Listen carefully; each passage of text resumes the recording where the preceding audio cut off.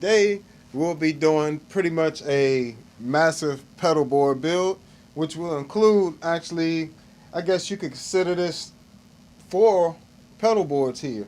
So it's going to include the Zoom B6. It's going to include my stereo looper setup I have here, this Terra 42 pedal board, as well as this more medium-sized pedal board. So this one is going to pretty much stay in the house. This is going to be my main board for my solo stuff, and as you can see, it's pretty much twice the size of this pedal board. So, it gives me a lot more real estate.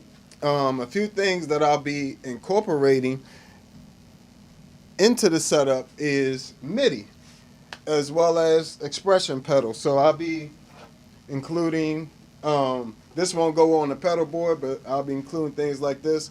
Dual expression pedal from Source Audio, which is amazing. We're going to include things like the MIDI captain. Give me 1 second here, guys. Make sure we up and running. All right, so good.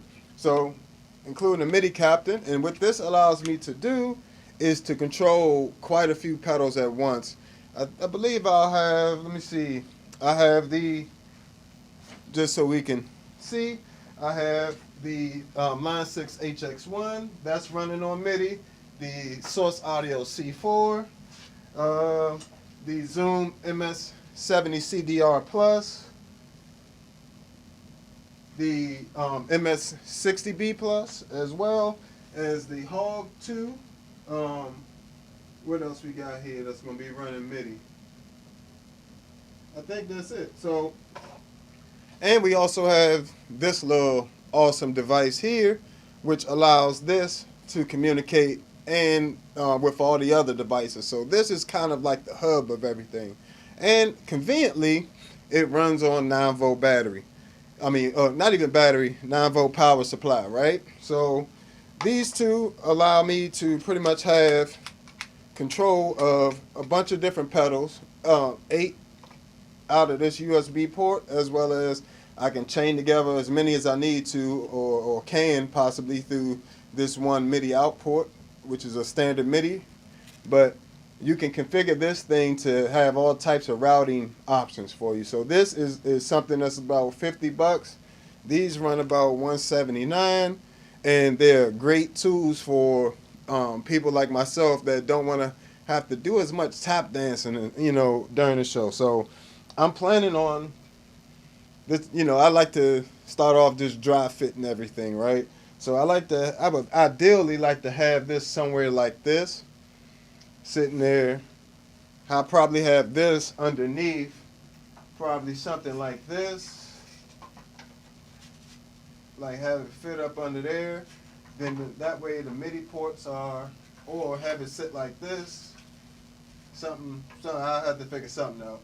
Probably, yeah, we'll fit it like this, because there's nothing on this side, and it's nothing on this side. So we'll fit it so these ports are facing out into the pedal, where it can just come underneath if I want to have this Velcro down, or I can still have access to these the USB port to go to the computer, and the power supply port. So, and it's also a preset button here too. So that's pretty cool.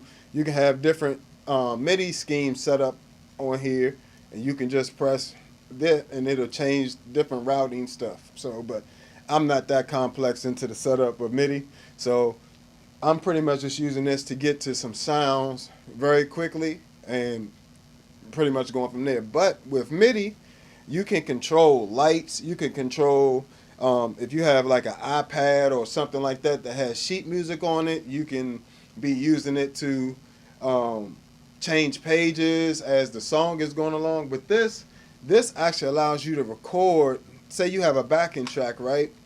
You can press record, and it'll record the different buttons you're pressing in time with the track, and which is insane. So when you start the MIDI track, you can trigger tracks through this as well. You know, it can literally just change all the stuff, pages of sheet music, everything if you got it on iPad. So definitely something to watch out for, look out for. But these are two new components of the reason why I'm going back to the bigger board, because I want my MIDI set up, and since I going MIDI, I'm bringing back my Hog 2, and I'm also bringing back my vocoder pedal. Um, these both have MIDI in, so I can trigger MIDI through this, and I can trigger different presets or different effects through the Hog 2 as well. So that's the MIDI setup pretty much. So that's there. All right. What else? So let's talk power supply. Like, how do I power all of this stuff, right? This is a great time to show you guys. I always wanted to show you guys my power setup, but I never, did one of these before. So this is the first time I'm actually doing one of these. But let's talk power supplies. So to power this bigger board, I actually am going to use two. These are one spot CS12s. So I got two of these. There's one already under here. So that's one, that's two. That's going to power that whole board. And I also have one of these more cheaper power supplies, right? I use these for stuff like powering the MIDI that doesn't need like isolated outputs and is not really dealing with the audio. And I also use something like this to power expression pedals or volume pedals or wah pedals or anything else that would not, be as detrimental. But most effects, I probably wouldn't even do a volume or a wah with this. I would only do something like these loopers, these passive loopers, and that's because the power in is only going to these LED lights, but it's not. It's a passive effects loop switcher. So, but either way, using this as well, and that just keeps my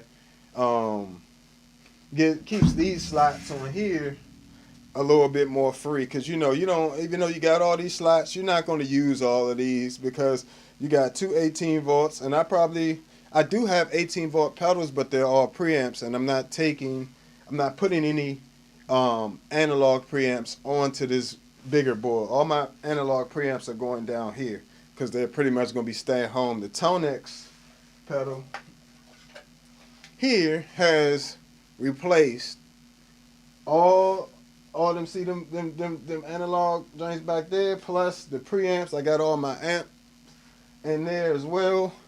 Some of them you can't see, like the Jens, Benz Shuttle, and the Mark Bass. But this has all of that in here, plus some stuff that I don't even own. Like I like the Masa Boogie tube amp I downloaded off of the Tone thing. So, but I have 11 different preamps for this. Great time for this. If you want to check out and support the channel more, you do that through the Patreon. And you can find 11 different preamps. All my preamps and amps I own are on impacts on my Patreon, as well as my personal preset list on here is on Patreon as well. So, but that little one pedal has replaced all these amps. I literally can just take that and run it into the power amp. I just run my whole setup into the return or the power amp in of a setup wherever I'm at, and voila. So, and with the power, this smaller board, the medium-sized board, will be this MXR brick, and these are amazing too. They're a little bit more compact than the True Tone ones, but they still got a good amount of inputs in there. So it just depends on what you're looking for. These handle. One of the reasons why I love these too, even though these say like 100 MA and 500 MA, I got quite a few multi effects on there. Things like these are 500 milliamps. 500 milliamps. Same thing. But that's all this, so these big power drawers, you know what I'm saying? And these can handle all of that stuff. So I definitely recommend these. The new ones seem pretty cool too. The newer ones, you can actually chain them together and expand it and have them all run off of one plug, and it just would expand to another one. I think they're CS11 or something now, but yeah, check those out too. I haven't tried them yet, but they seem really cool.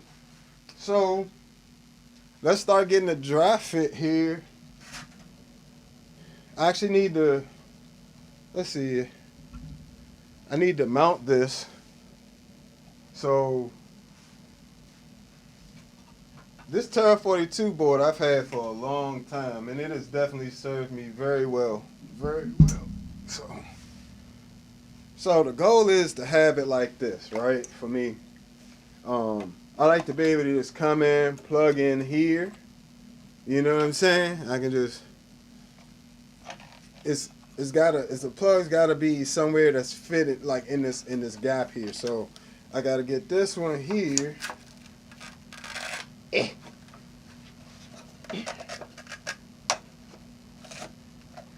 Hit that like button for me if you want more material like this as well, you know. So this one I pretty much already have it. This was already installed on here at some point, so yeah. Oh, I got it Velcroed in there. Oh, awesome. I had the Velcro put in there. I didn't even remember. That's the perks of having stuff for a long time. So now, as you can see, the ports line up, and now I can just stick the 2 power supplies in, and they will power all the boards, right? Bam. Something I never thought about, I probably can power this from one of these slots, for real, because this is 12 volts. 12 volts. And let me see what the power supply says. 12 volts, 2 amps. I think that might be a bit too much for this. But so I'm gonna take that in there. Another part, vital part of putting together a pedal board is zip ties. You need short ones, so I got these little short white ones, and then you need some longer ones for stuff like this, which is hanging your power supply. And some good close cutters, you know, good snippers there. These definitely help keep these little ends here from scratching up, either tearing your case up or scratching you up, you know, while you're working on stuff. So that's pretty important. You get some nice one of those. Those, what, $5 off of Amazon, the little clipper things. But yeah, so trying to see, I might just add just a little something here, just to make sure it don't go down too far. Last thing I wanted to do is to go down too far. So I can use something like this. Dang. Oh, that joint on there for real. Let me just, I just want to zip tie it down so it doesn't move. It's not going anywhere regardless. As you can see, that's not going anywhere. Like, I really could just leave that like that, but you know, these power supplies are not cheap, bro. These joints are running like 2 something. So this, just in power supply, and the pedal board probably about, how much was this joint? I bought it so long ago, I don't even remember, but it's a Terra 40, it's a pedal train, Terra 42 pedal board. But just with the power supplies and the pedal board, you know, that's probably about $500 worth of power supplies just right there. These probably about $250 each. Pedal trains aren't cheap either, so these probably about $150 board. Sorry about that, just hit the mic with it. But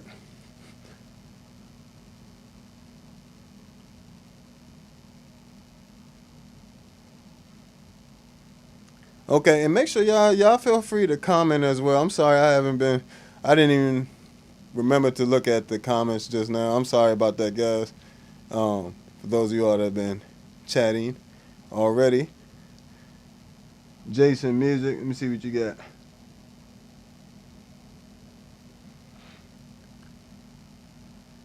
Yep, check all that stuff out, man. I definitely appreciate it. You know, leave any comments, or feel free to comment. I'm gonna try to make sure I keep up with the chat, because this is pretty much gonna be all talking, because I gotta build stuff. So, but yeah, all right, let's keep it rolling. So I'm gonna just sit this down like this, because I need to secure that. What I might do, sometimes I just take simple cardboard and shove it under there just to make sure. So really, that ain't going nowhere. I can literally leave that like that. That's literally going nowhere.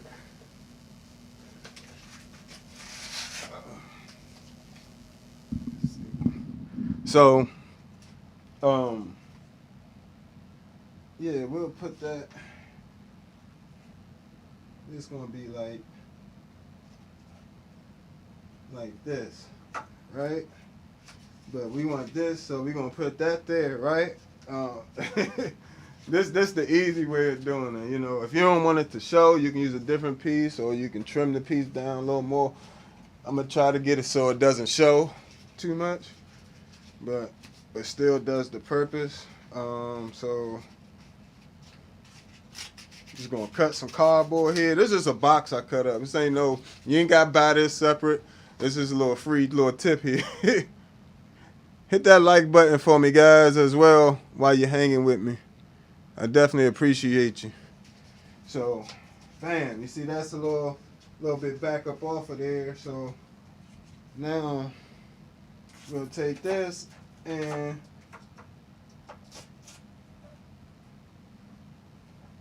it'll be angled. I don't like that. I don't like it being angled like that, so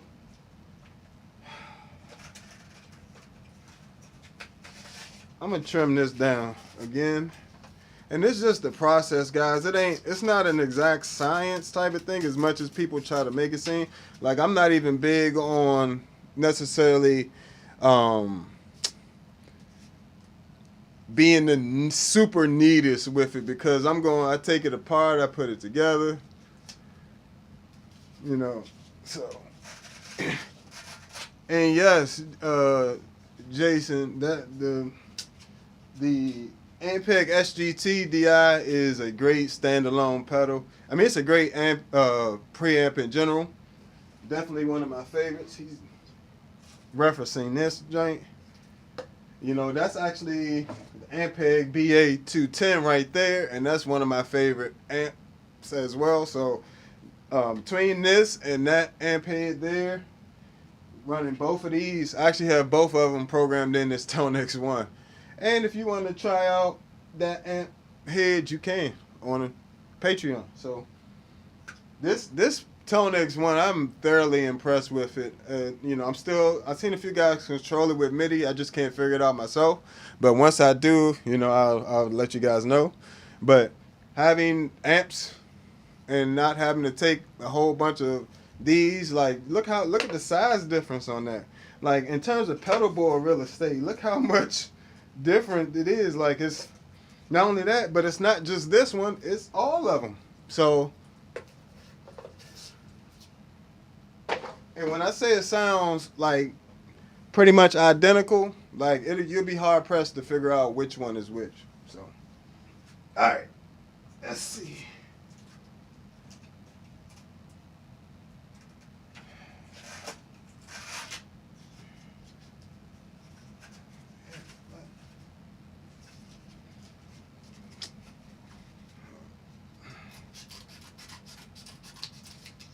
But all these preamps are great, you know, in their own right. They all sound amazing. That's why they all have made it onto the keep list. You know, I'll return the pedal like that. If I don't like it, I ain't keeping it. You're not gonna stick me with a bunch of junk just because, you know, I ordered it and tried it out. Nah, I don't work like that. So I typically, as you can see, I try to have 3 sets of zip ties on here, and these longer ones allow you not to have to use a bunch of zip ties. Typically, I think 6 is kind of an overkill, but especially if you see how that Velcro, that Velcro sticking, ain't it? But let me see. Just so I can see how I got this one in here already. So this one, I just came down like this. And back around like this. Okay. And I wouldn't necessarily seal them down per se, like, you know, without getting it all together personally, but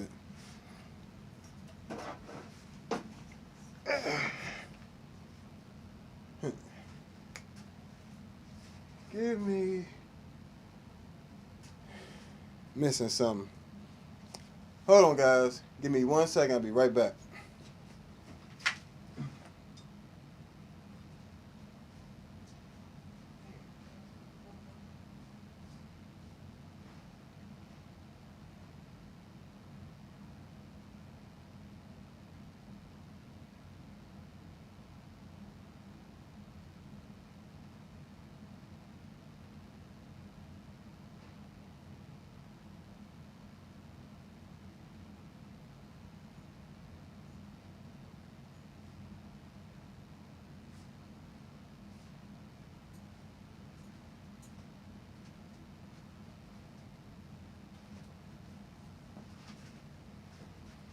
So, all right, we back. Sorry about that. Okay, so as you can see, it's on there. We're gonna put some more zip ties in there and get it popping. Let's go. You know, the hardest thing with building a pedal board is really deciding what goes where, managing the space that you're dealing with. It ain't really rocket science per se, but it definitely takes some real thought and not just throwing things together. So, all right. So we're gonna just go ahead and zip tie this down. This don't really require too much explanation, but this is pretty much how I do it. And then when I want to do something else, it ain't too difficult for me to do.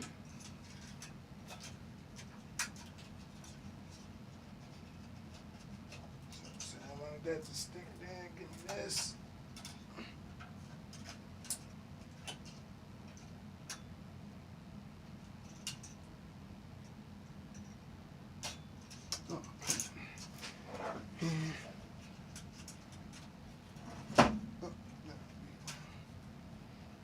Another reason why I chose this pedal train is super sturdy. You know, definitely can take a beating. So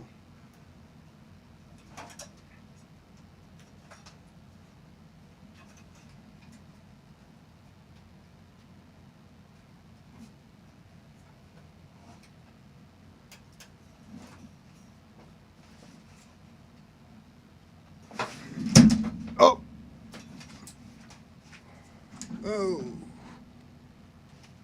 make sure everything good. All right. So let me hurry up and get this done.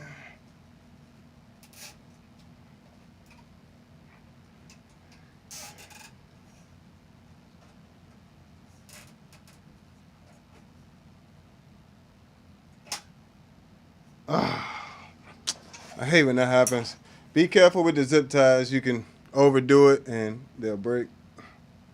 Definitely just overdid it there. Great thing is you can just tear it off, and most times you can just start doing it again. Let me see, I got an old one here. Let's go ahead and recycle.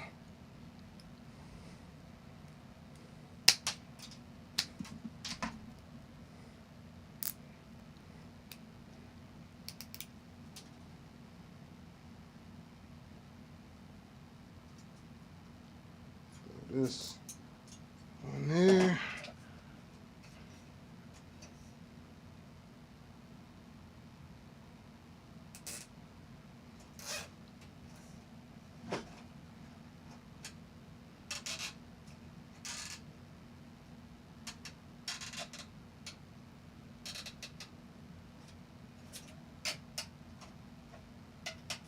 So, alright, zip ties in place, that's good enough.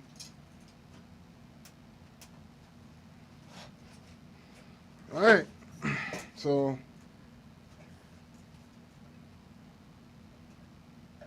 hopefully I can just, let me see. A little space test, a little late, but bam. Same thing there. Alright. So, power supplies attached. You're going to take these, you're going to cut these as close as possible so they don't be scratching you.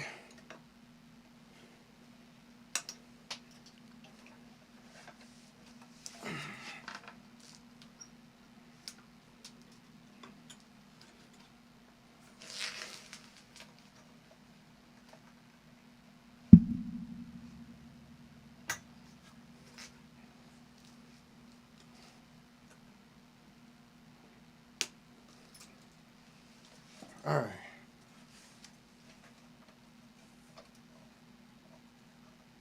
Let me see.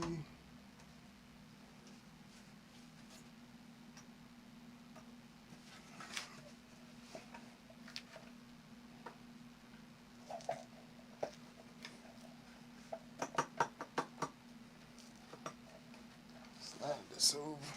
All right, cool.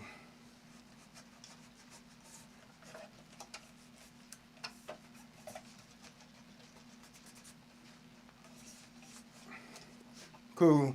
That's all you need. You don't need crazy amount of pressure or nothing like that. I like to use a keyboard stand for stuff like this. Makes my life easier. Alright. So, like I said, now we can start doing kind of a dry fit of things, but a few other things you might need. So, of course, you need zip ties, cable cutters, things like that. In addition to good power supplies, nice clean power. That's why, you know, yes, that was $500, but that allowed me to be able to have clean sound, like going into different places, studios, wherever. I could take my pedal board and be confident that even going to different countries and stuff, that I'm gonna have good power, isolated power. So these are all the power cables. As you can see, a ton of them. Then you got your special type of cables, and this not really special, but they different for us. So a couple MIDI cables, a couple TRS cables. So the TRS will have these double rings on them. Wow.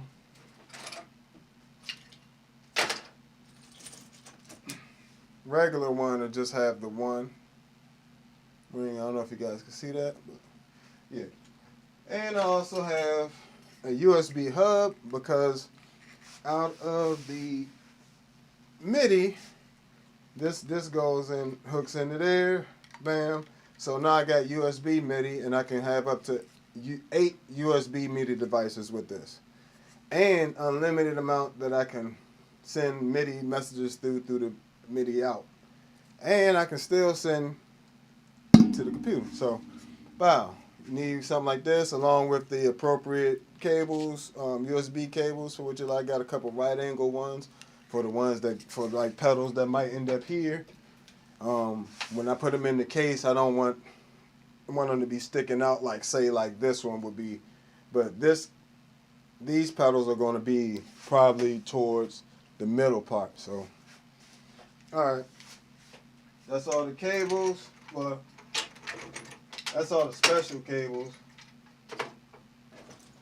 Still got all those cables right there just to clean power. And imagine the pain in the behind it is to solder each one of these, because I surely did. All these are custom, so I can have nice clean power. Alright, so basically, yeah, let's start placing pedals. Like I said, I want this one to be like this, right? Something like that.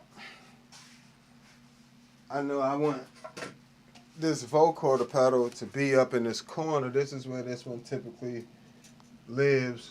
And the reason for that is I need to have a mic port out there, as well as I can get a right angle in there. And if I want to run a mic, just a regular mic setup, then I'm thinking, because I'm going to be running MIDI to here, I'm going to have the expression pedals come through, here.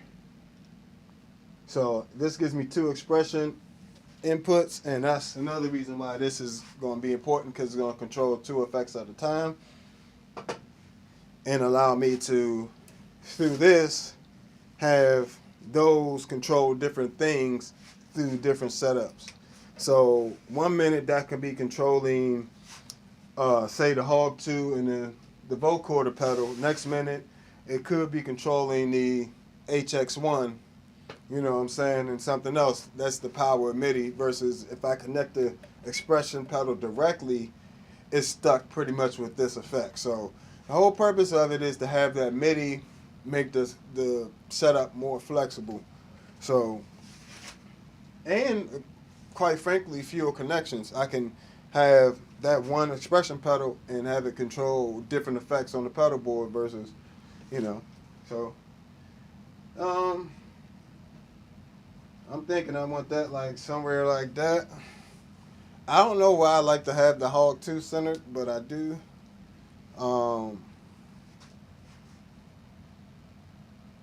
I don't need this. I won't even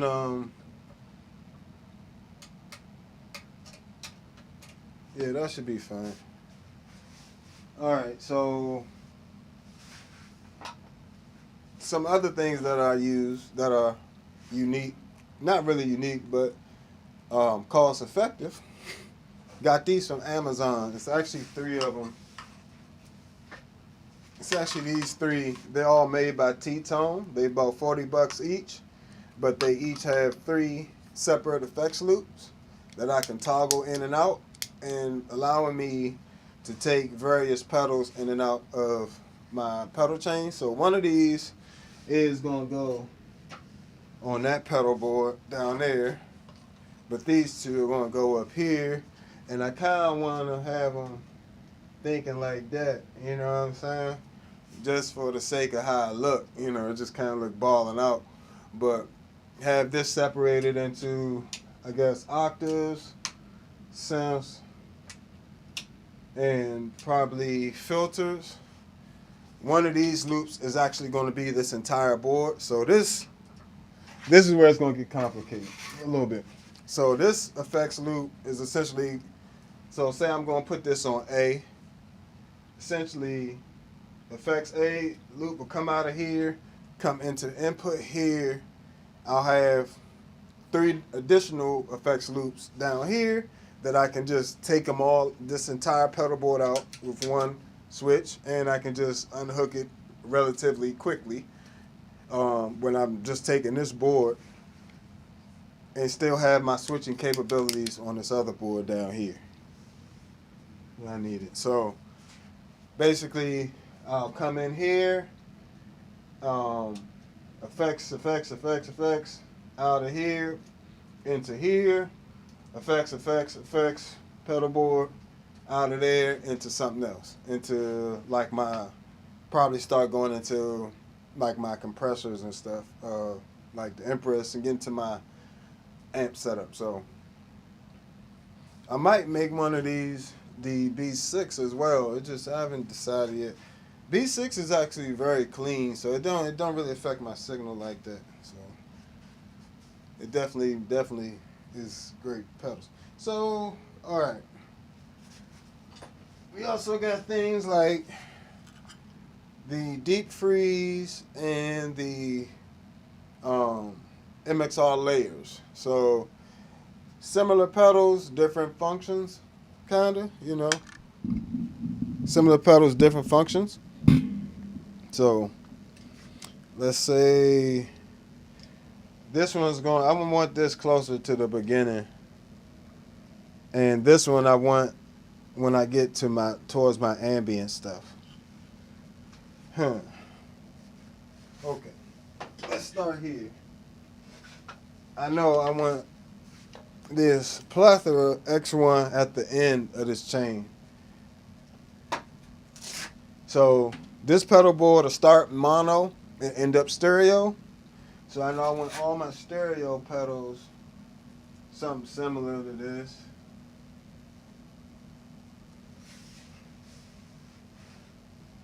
And the Zoom MS-60B Plus. And what that'll do is come out of there into the loopers. The loopers run into the Atlas compressor as a final compression, like a just as like a finishing. Like I'm using it almost like a mastering plug-in for the EQ and the compression. So that's another thing.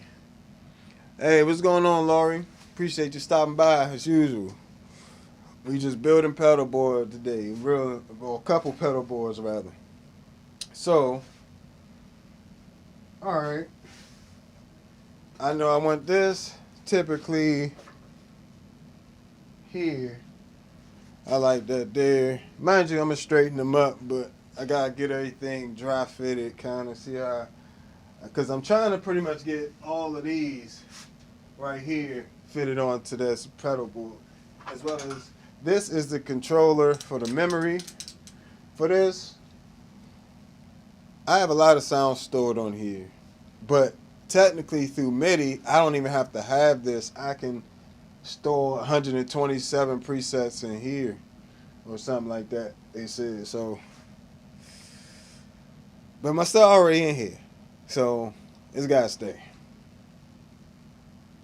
So we'll put that there so I could just change presets. Really, I'm not even going to be changing presets from here. I'm going to be changing the presets from here. So I might put this underneath and just connect it to the foot controller underneath. We'll put this underneath. Okay. I know this and where's the ToneX? These two are my main bass pedals, the Empress compressor and the ToneX one. If I'm just going to take any two pedals, it'll be just these two. I can actually just do a gig with this and turn on the tone plus color, and it sounds amazing. I mean, it's just killer sound. But this just adds everything to it. So, believe it or not, I don't like to run this at the beginning of the chain. This I have to touch a lot. Anything I have to touch a lot, I try to put it on the first row. Things I don't have to touch as much or don't want to have to touch as much, I can put them in different places. But stuff I'm going to step on a lot, I usually try to put it in particular places. So probably something like this.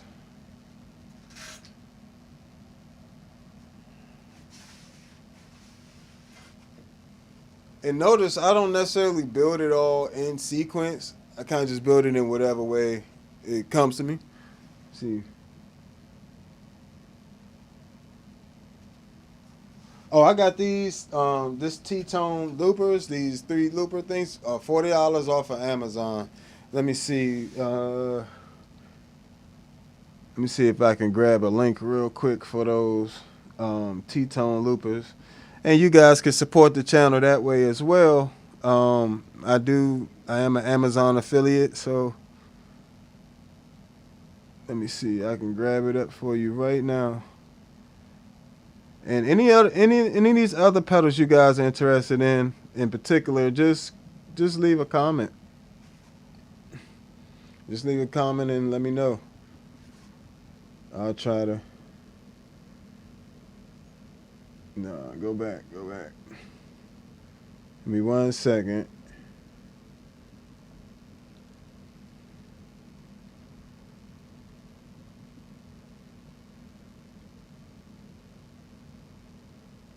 Okay, you found it already. But yeah, they're amazing. They're amazing loopers for about $40. You're not gonna beat it, like, and they're reliable, so it ain't like you getting a piece of junk or nothing like that.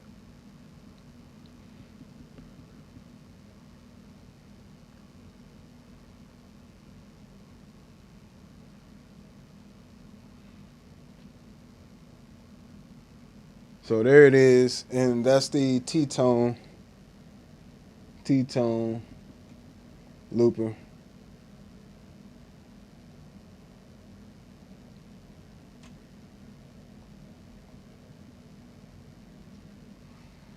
All right. So another one of my favorite pedals. I actually love the amp model. I love the amp models and the preamps in the Zoom B6. They are better than the ones in the MS-60B Plus, even though they're the same ones. These are about half the sample rate, but I love how they sound in there. They just sound really amazing, especially that 1073 on the Zoom B6. But the one in here sounds great too. And I love the overdrives and delays in the overdrives in here, and I like the Z synth and a few other effects. So this is gonna make it on there. Plus it got USB MIDI. This one, all of these two have USB MIDI as well. So where would I put this? Let me start with. This is actually going to be the end of the first loop. So that green loop. So that signal chain probably looks something like this. It looks something similar to this.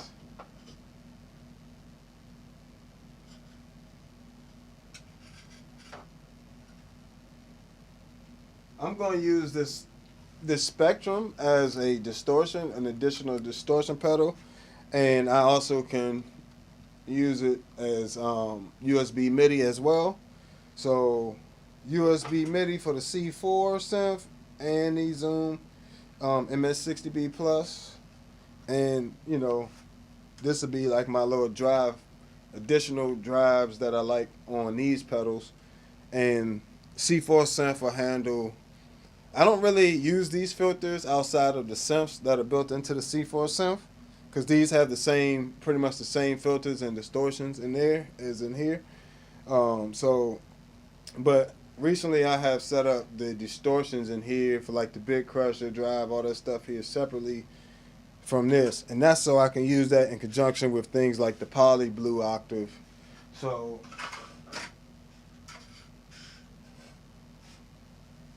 that'll probably be that first chain.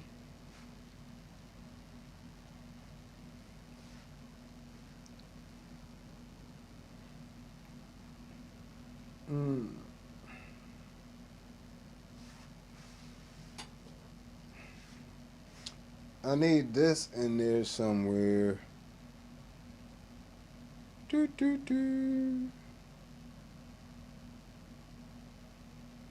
That's the trick, because I'm trying to decide.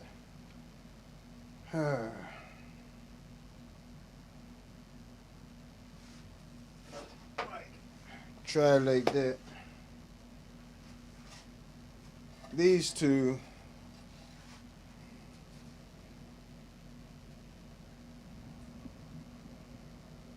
I'm kind of used to having those there.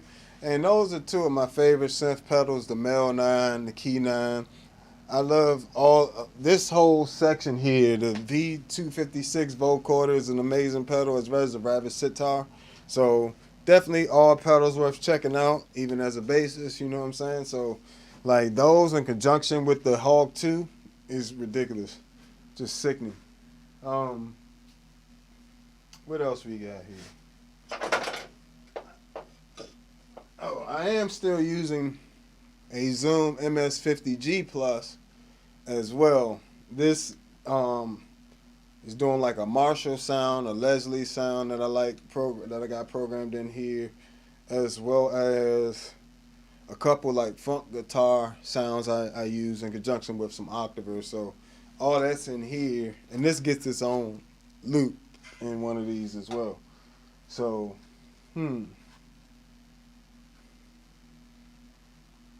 might do something like that. Um, got my little filter section here. So let's see. I want these filters running into this stuff. So maybe something like that.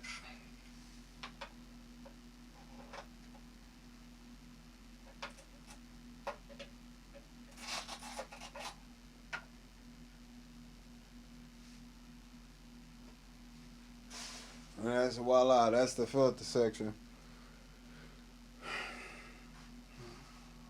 Alright, we getting there. We getting there. This the hardest part, guys, is trying to fit everything where it'll be comfortable. And I got plenty more space. Like, I got plenty more space for real, for real. I might actually be able to get this set up on there for real, right here if I wanted to. You know what I'm saying? But, I'm going to let this be its own separate thing. I like having that separate from the rest of the board, to be honest. Definitely helps out. Plus, every gig that I might be using this massive board on, I might not actually need looper, but more than likely I will. But it's another story for another time. So what about if I want this, in fact, since this amp models and stuff, keep the amp models here. Another ambient pedal there, take the ambient pedals there. But this, I gotta leave space. I gotta leave space for this jack here. For the sustain pedal as well. So, let's see.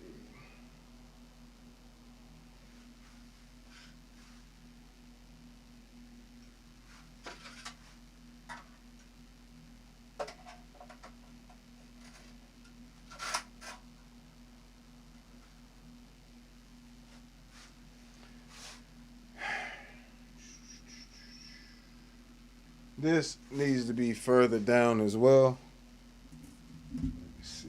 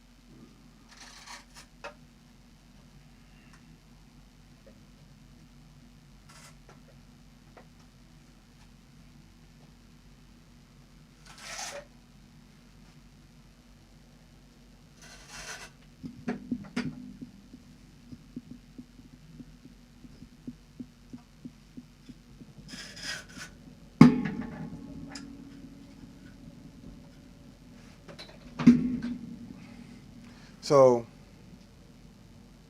let me see. Try to get this. And put that there. All that'll live happily there.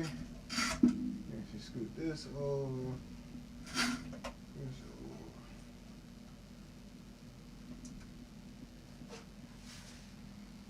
And as you see, I got plenty more room. Plenty more room. It's like playing Tetris, like a more simplistic Tetris. Yeah, it take a long time. Sometimes to get that pedal board up and running, you know. But yeah, sometimes it ain't gonna take 8 hours to get this going. But make sure you hit that like button wherever y'all are. Make sure y'all check out the Patreon as well when you want to support the channel more. You can do a monthly subscription, or you can buy different preset packs. Got preset packs for the MS-60B Plus, the C4 synth, as well as the MS-70 CDR Plus, and the Zoom B6 as well, and the ToneX. 11 different preamps available for that as well. So this don't necessarily have to go below. I can kind of just stick that there if I wanted to.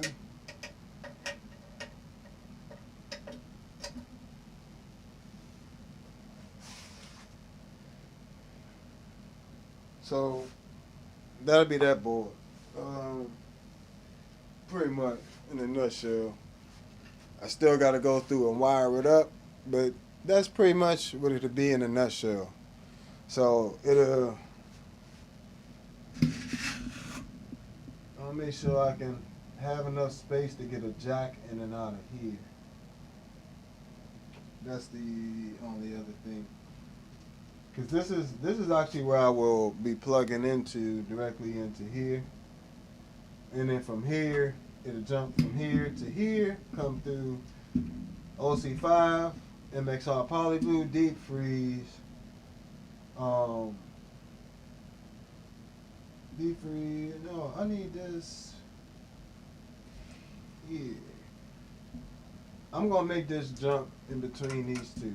So this is actually going to be in between here. So to go OC5, Polyblue, Octave, Spectrum, into the C4 synth, then the Deep Freeze, then into the MS-60B Plus, back into loop 1. That's all loop 1, right?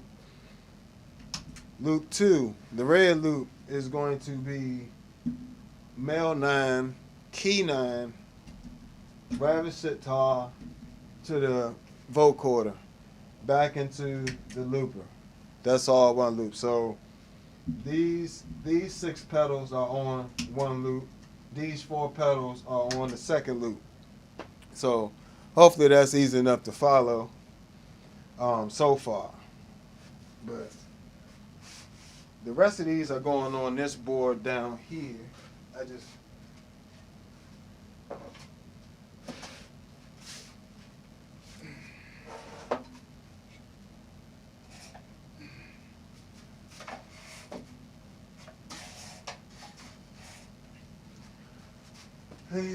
and they'll be powered by the MXR brick.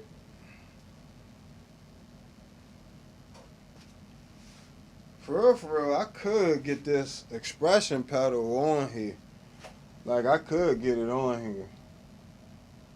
Because stuff like this don't have to sit like this.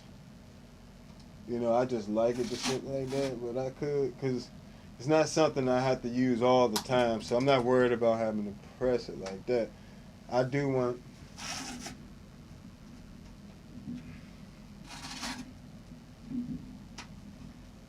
this to be able to be on here a little bit more like that.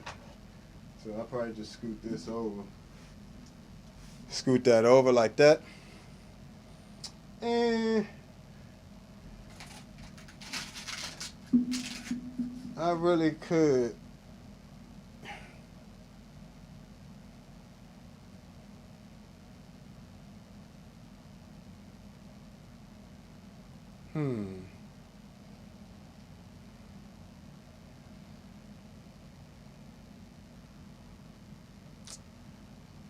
I could get it on right here. For real, for real. This can scoot over. There. This can scoot there. On there. I wanted to. Could get that there. Not quite. But all this could easily be shifted over. I'm trying to leave room, expecting the plug size. You got to keep in mind. Got pretty much these two different types of plugs I use. These ones stick out a little bit more. As you can see, they're a little wider than these. So in the tight spaces, I try to use these ones. And in other spaces, and including these loopers, all these loopers, I have to use this one. These are too wide. You see, these are slimmer, but they're wider. But these ones are deeper. But these, you see what I'm saying? So it's like making a trade-off with it.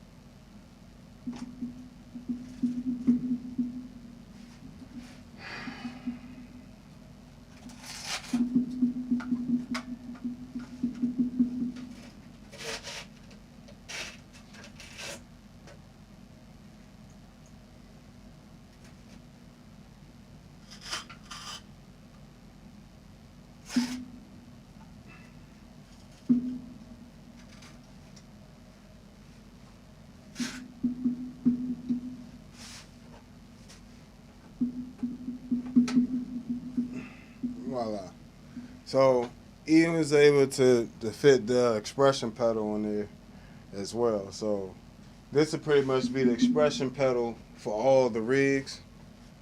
I need to leave a little space for these jacks right here. So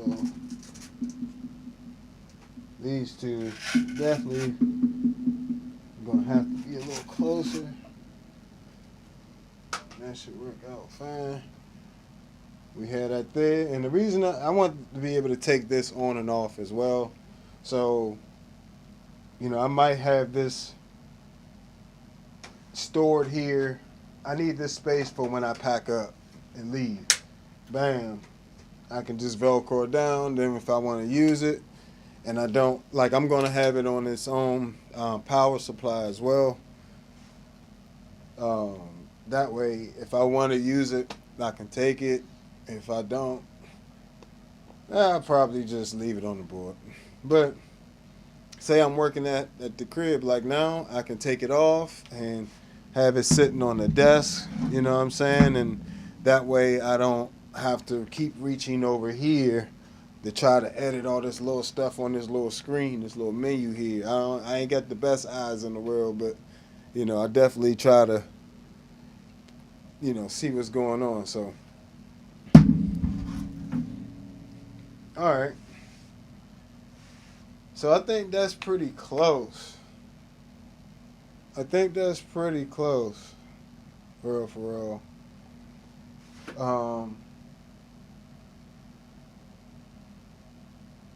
Trying to think. Do I want to scoot this? Scoot that like that.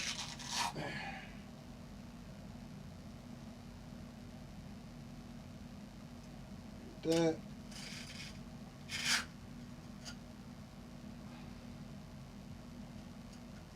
Leaving space for the plugs. That's the power plug there for that, and that's the input for this pedal.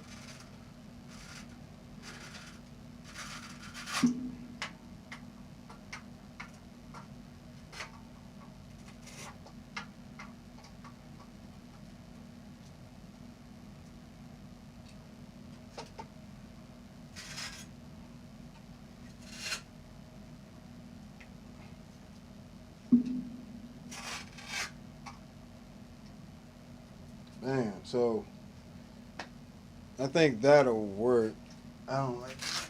This gotta be a little bit more even, but just to get some room there. Mind you, this isn't running straight into here.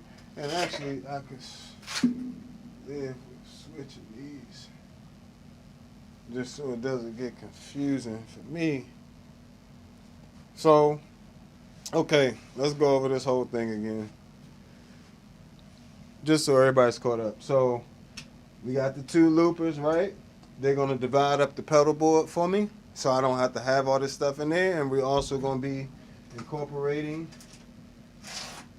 the MIDI as well. So we coming into this looper, T-Tone looper, which if you want one, there's the Amazon link in the comments. Feel free to comment, like, and share, by the way, and subscribe. But OC, first loop, OC5, Poly Blue Octave, Spectrum. So 1, 2, 3, C4, then Deep Freeze, and then the MS-60B plus, right? That's loop 1. Loop 2 is going to be the Mel 9, the Key 9, Ravis Sitar, and the 256 vocoder. That's loop 2. Loop 3 is going to be the filters. So to come out of here, come into here, come back to here, then come out of here, jump to this one, the input of this looper here. This first loop will more than likely be the MS-50G. Then the second loop, where I'm going to take it? This second loop will probably be this pedal board on the floor.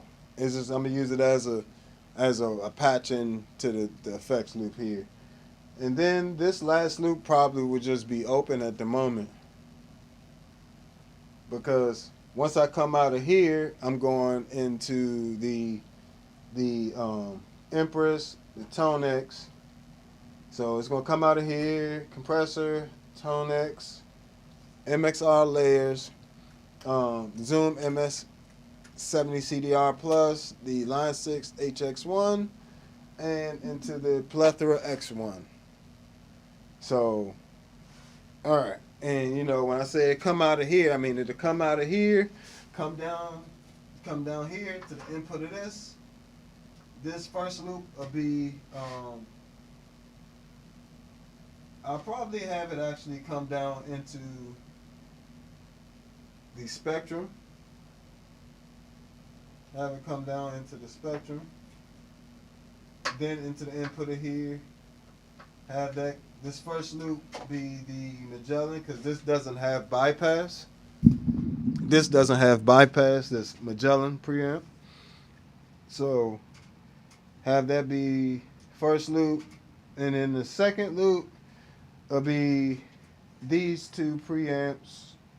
No, all this gonna run straight out of here. So I'm gonna come out of here, run all these preamps out of here back into this second loop, or this fifth loop here.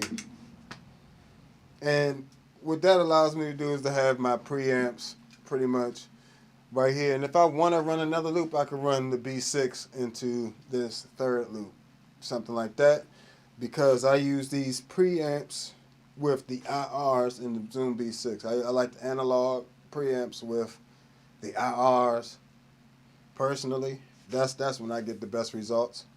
But yeah, let me see what we got here. Okay, we good.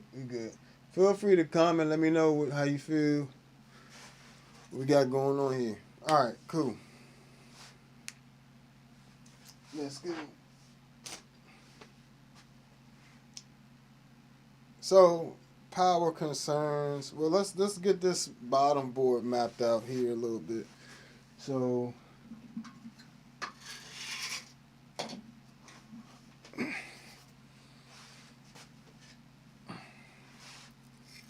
we're going to be using this one on here. And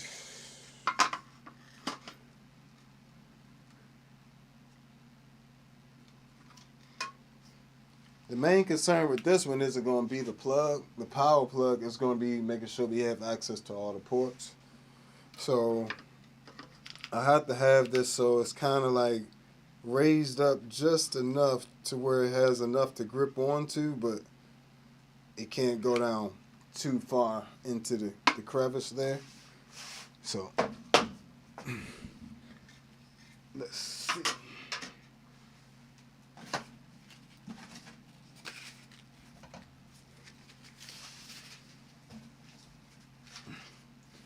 You just take some simple cardboard. It ain't gotta be nothing fancy. Some simple cardboard. Do the trick.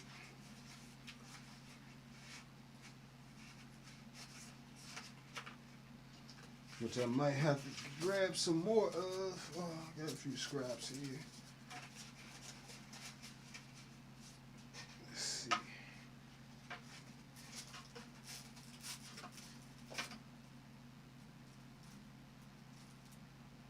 Yeah, that works.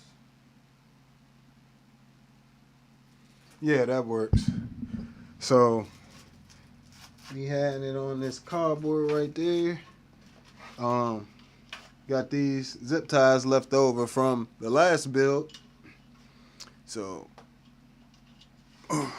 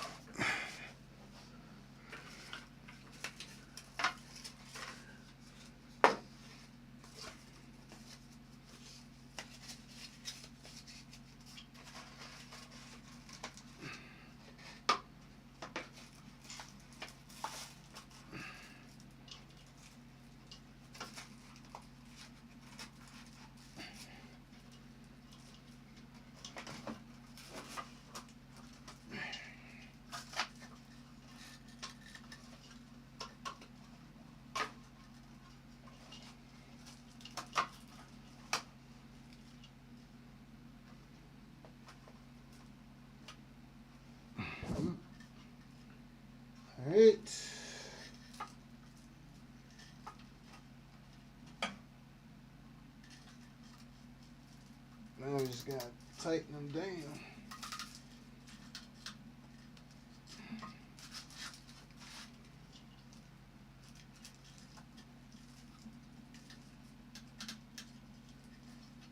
I might have to grab my pliers real quick.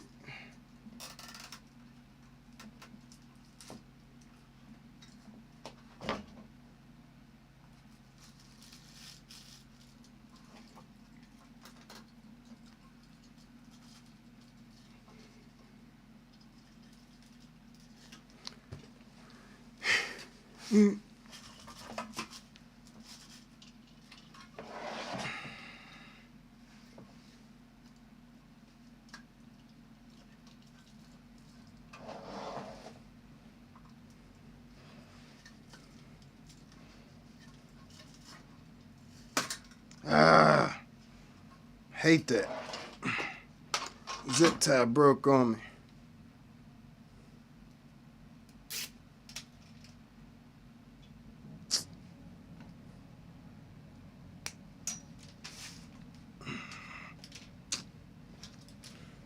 Where's the rest of that left over? There we go. Let me see.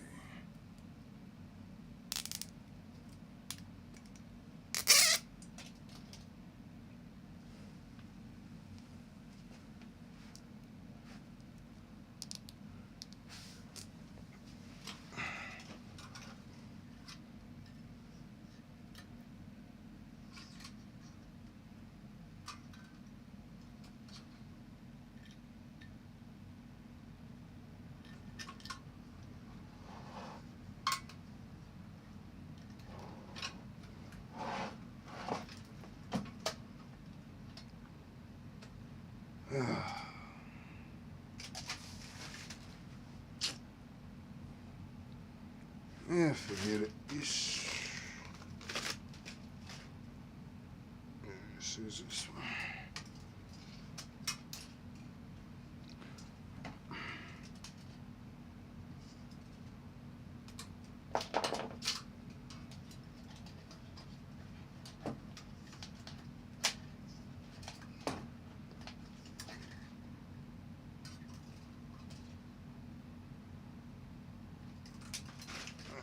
ain't the same size.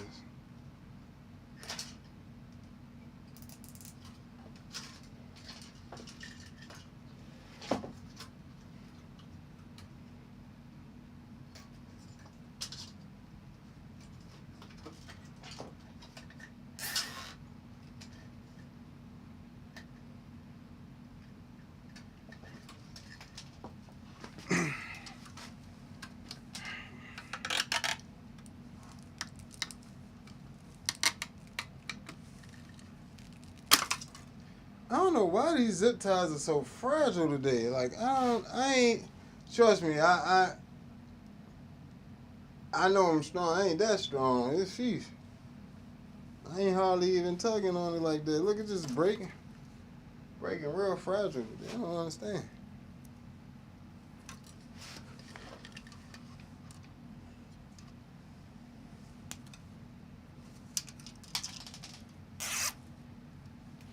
Let me grab another batch of zip ties, because I don't like those. Give me 1 second. I don't like how those is. Let me grab some more zip ties. Give me 1 second.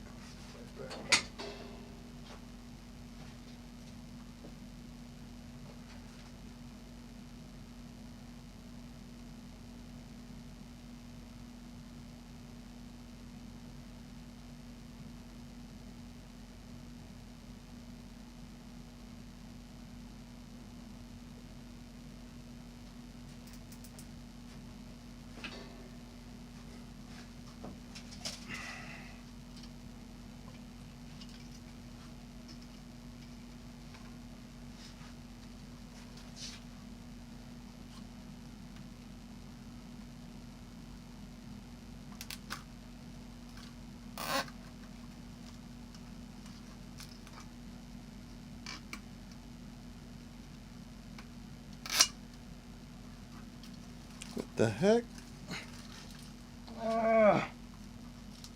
Come on, man.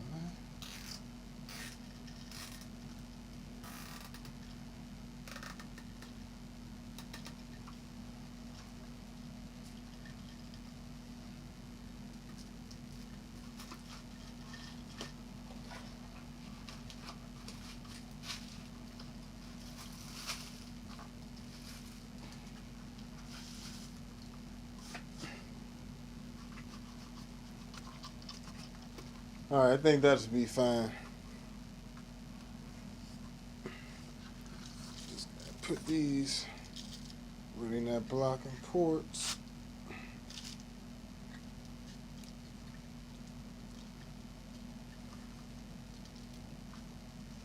All right, that should hold. This board isn't really going anywhere, so it ain't gotta be bomb proof, you know. But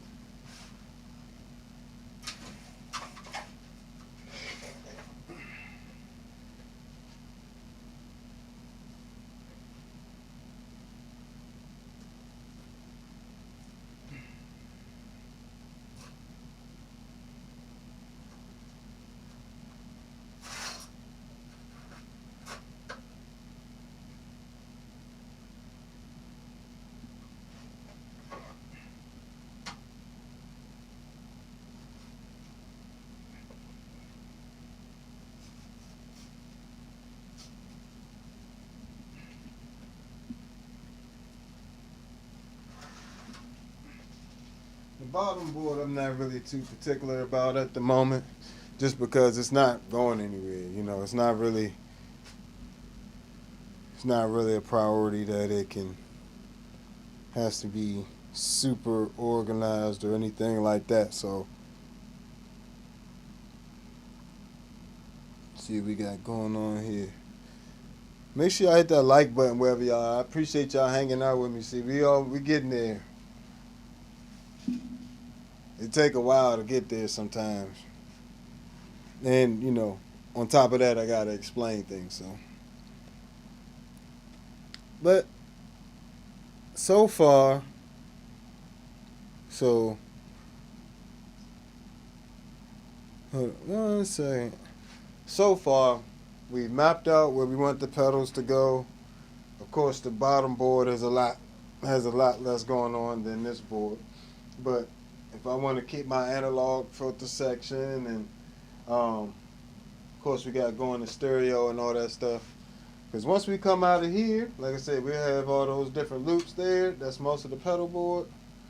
And damn, I don't know how I missed the Hog 2. Hog 2 goes in loop 1 as well. So this goes with these. So it'll go bam, bam, bam. I might. Now I'm gonna put this the C4 synth into.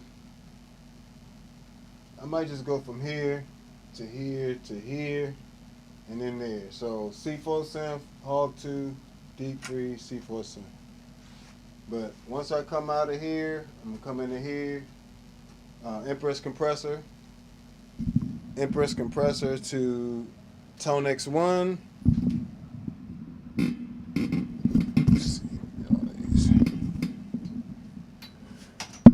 To the ToneX 1.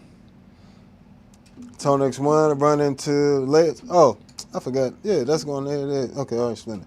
Yeah, so coming out of the looper, Empress compressor, ToneX 1, MXR layers into Zoom MS-60 CDR Plus, Line 6, HX1, Plethora X1. Got it? So it seems like it's much more complicated than it is, but like once you understand the routing, it is what it is. Now, in terms of the MIDI, all the pedals that are going on MIDI are the immediately will be the C4 synth, MS-60B plus, MS-70 CDR plus, HX1. This is the MIDI controller for everything. And I may even put the V256 on MIDI as well. So got quite a lot of setting up here.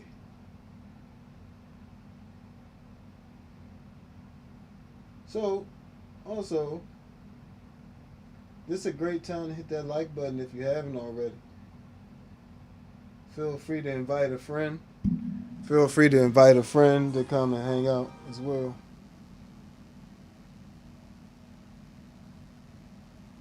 Give me 1 second. Just setting some stuff up.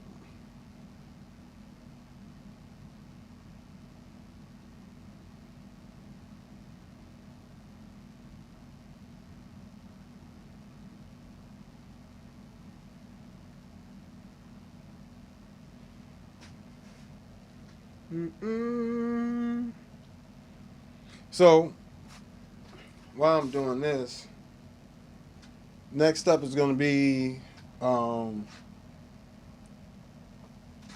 don't know. The powering is actually the easier part. Powering, because it has 2 power supplies, one that can reach all of these, and then one that can reach all of this.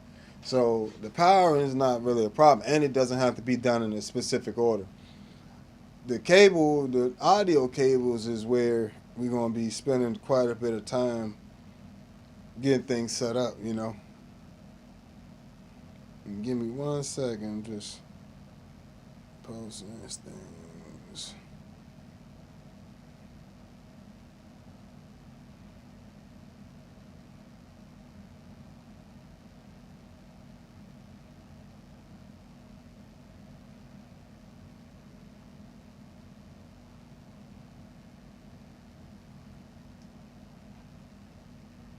Alright, cool. Let's get this popping. So,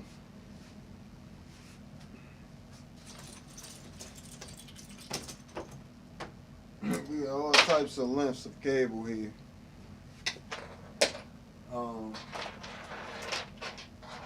I like to kind of go ahead and sort them out a little bit, just so I can know what I'm working with exactly.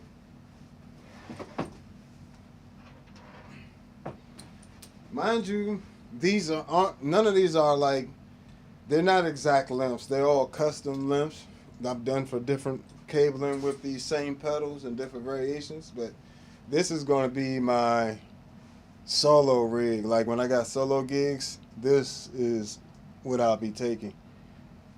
You know, and when I need to, I can just snatch this ToneX off. I can snatch one of my preamps off or something and just go do a regular old bass gig. But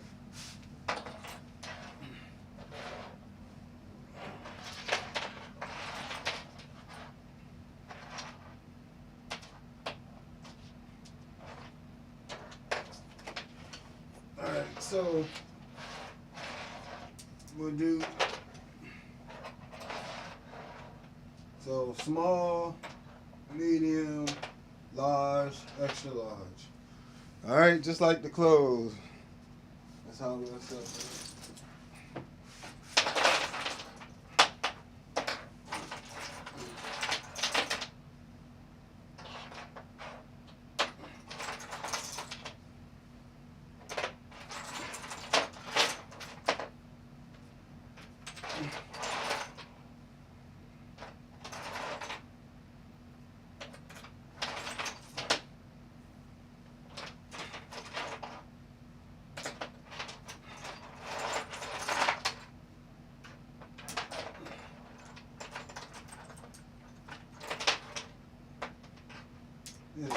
Extra large.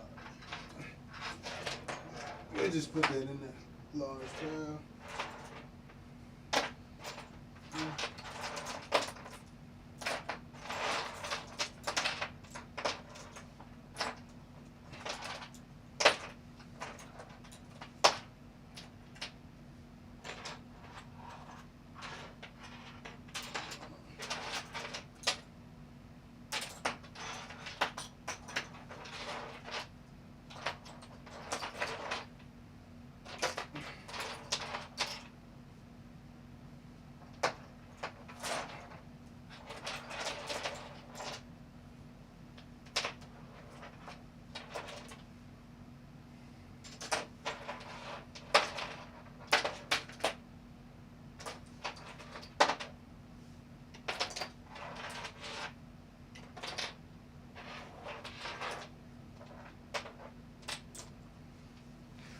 So this is pretty much what we're working with in terms of cables.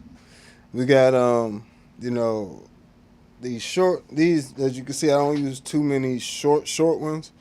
I found that these medium length ones have been of most use, but you know, because when you're building a pedal board, it's not always directly straight to it and back. You know what I'm saying? So these longer ones are for, usually what I use them for is when I had only one of these, I would run pedals from all the way over here back to the looper, you know, but these just ensure that wherever the looper is, I can get to it. You know, but I'm surprised I don't have as many of these large ones, but yeah, so as you can see, like I said, this is the bulk of them will be, you might as well just put all these together, but I'll keep these short ones for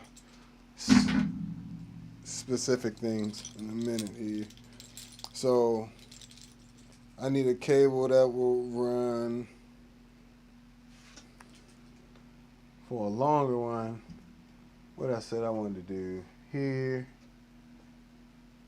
to here to there. So I need one that'll come from here to here. So C4 synth to there and then back. So I gotta have one that'll go here to here. Let's go.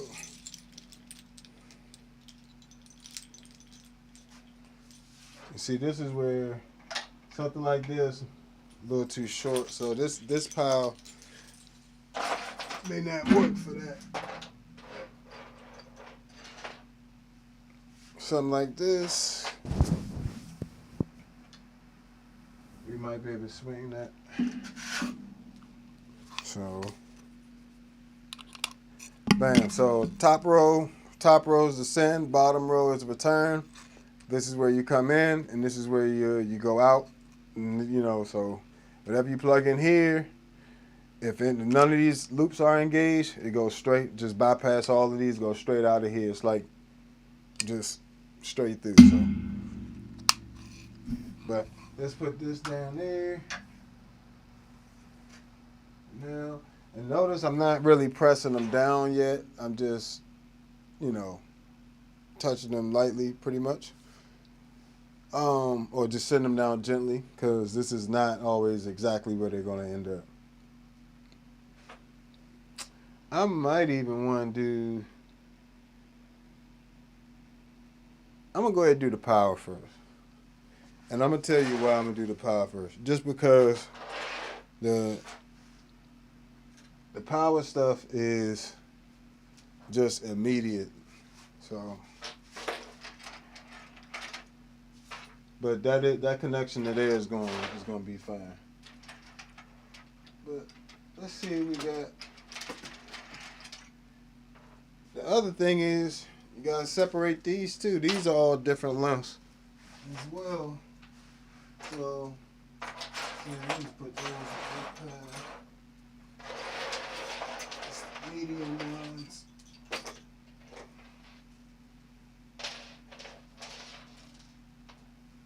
All these different loops, power cables.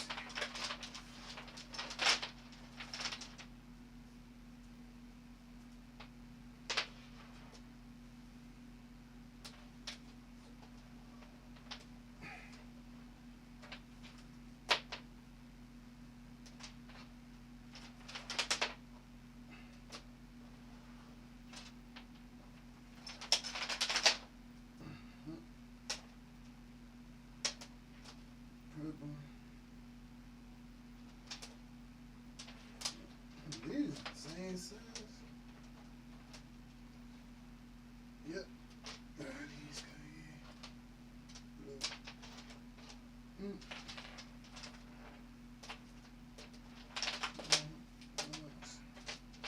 So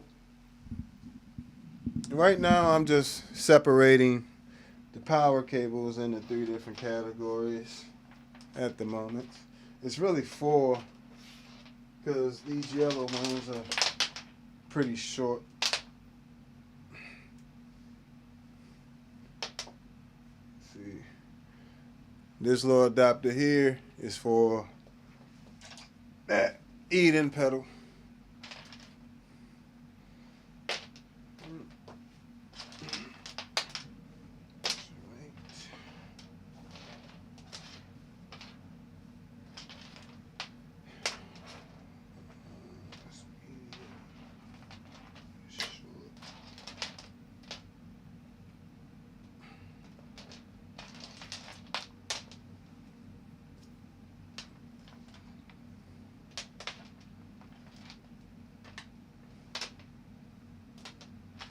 Yeah, one of the reasons why I've never done this live or on camera before, because I know it just kind of, it's not the most exciting thing to watch, you know?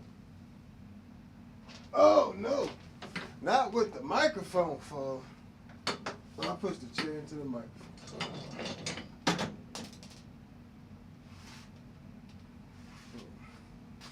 All right, it'll live.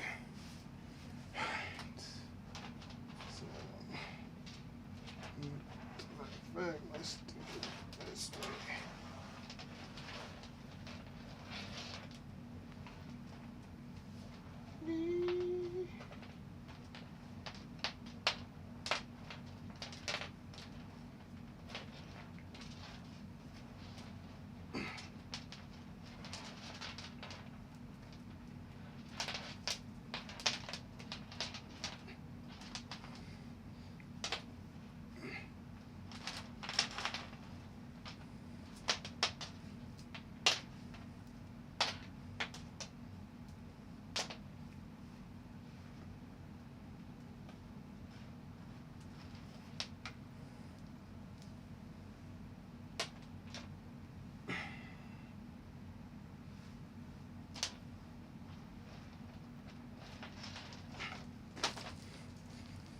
So all these are the extra long ones.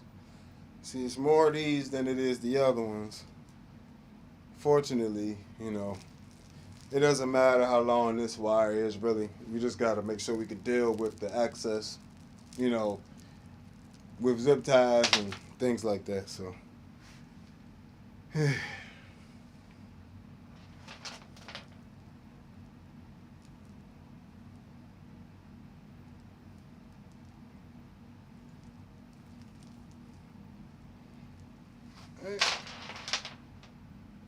all right. So, the short ones, which happens to be these yellow ones, we're going to put these on the we got 5 of these, the 5 closest pedals. So, that would be like the Hog 2.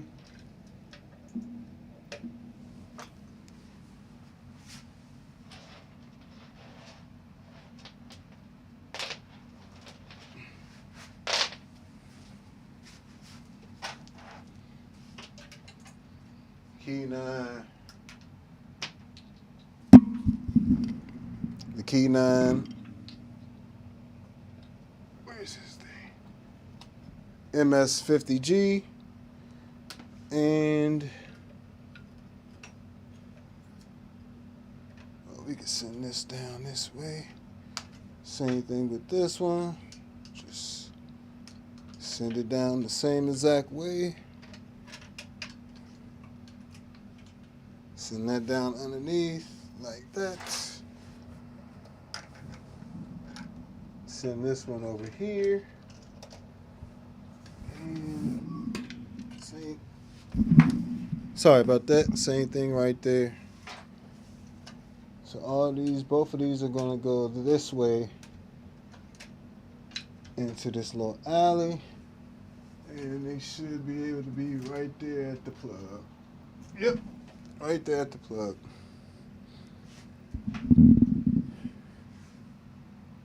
Pretty much all of these, see, yeah, all these are 9-volt. All these are 9-volt pedals, fortunately.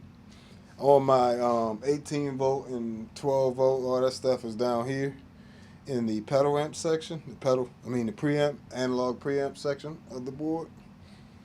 Or the setup, rather. So, all right. And I think we can get away with this MS-70 CDR coming through right there, like that. And luckily with the CS12 units, it really doesn't matter which 9-volt input you use, as long as you don't use I think it's the AC one. The ones marked in red. Just don't use none of the ones marked in red on the CS12 for this. If you got all 9-volt battery, 9-volt pedals. So that is super important that you do not plug 9-volt pedals into 12 and 18 volts. It'll destroy the pedal. So just make sure that you are being mindful of the actual power needs of your pedals. So luckily this doesn't need power because it powers itself from there. Okay. Alright, so that's all the short ones. I'm gonna try to use up all the shorter ones first. And the reason I'm doing that is because I want to have as minimum cabling, extra cable as possible. So doing it this way kind of makes that even possible. So I can take this, I could just run it there.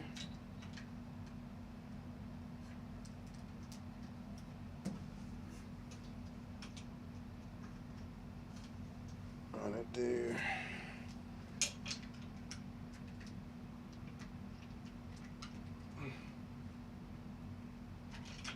I think I might use a slightly longer one for that. We'll use a slightly longer one for this one.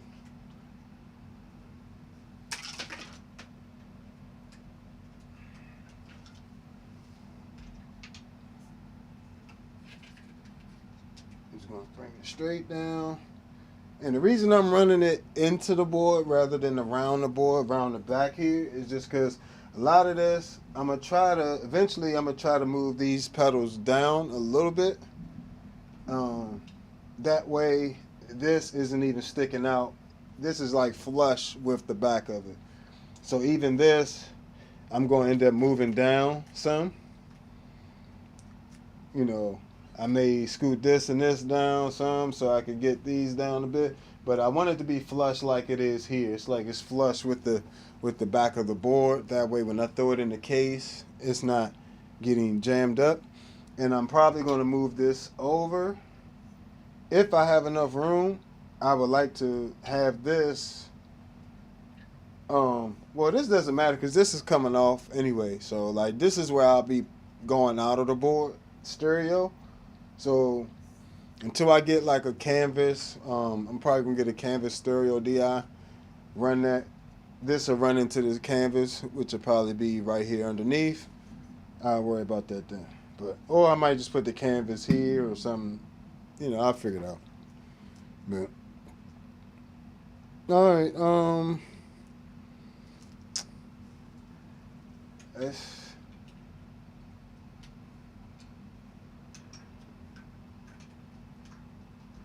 We're gonna put that there.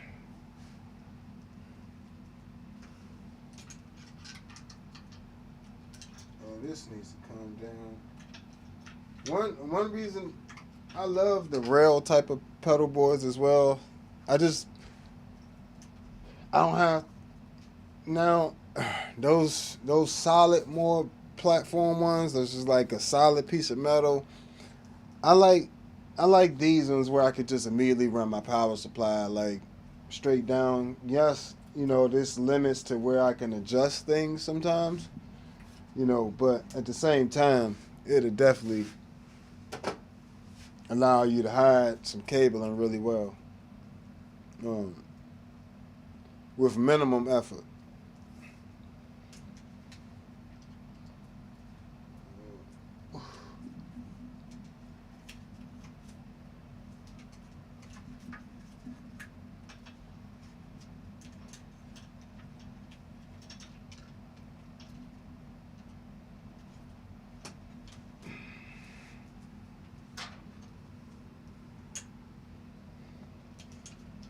And I do power these T-tone pedals, like I said, but they are passive. You don't have to power them. But if you want to have the LED lights work on them, then you have to power them with a 9-volt DC. And again, it is important that you do not run. Let me see. I might swap this. Right there and run a longer one here. Well, that's fine.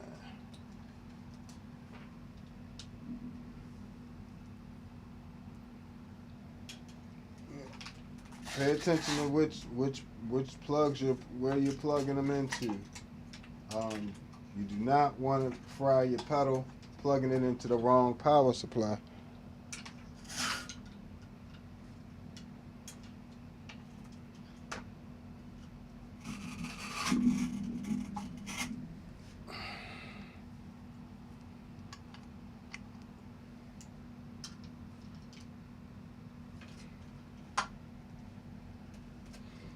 But luckily, all these up here are 9-volt, so I ain't really got to worry about it. Down here, I definitely have to worry about it. These two, the color box and the Ampeg, are 9-volt, and the Spectrocomp 9-volt is 9-volt as well. I could run the Eden on anywhere from 12 to 18 volts, and the Aguilar and the Gensler Magellan preamp both run on 18 volts. So these are important details you gotta pay attention to.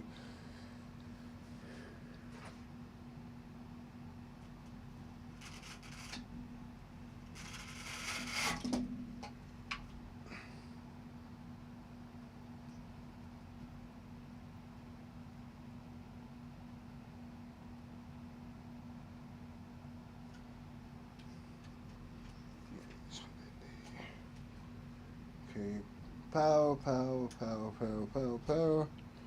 We got power, power there.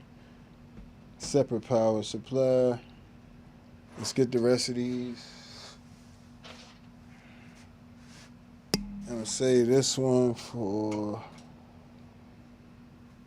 there.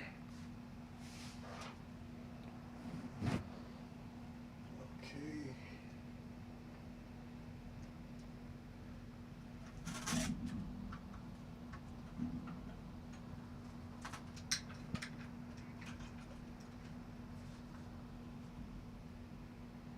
Oh yeah, I don't know if I said this already, but I'll say it again just in case. The CS12 is really awesome for that, being able to, you can just plug in all the 9 volt pedals, and it'll just send the milliamps where it needs to go. So if this one needs 350, for example, I don't remember what this is exactly, but that's 500, and I plug them into the 100 and milliamp sections. It'll draw power from wherever. It'll get, enough power to power it on its own. So that's something that's awesome about those pedals. All right.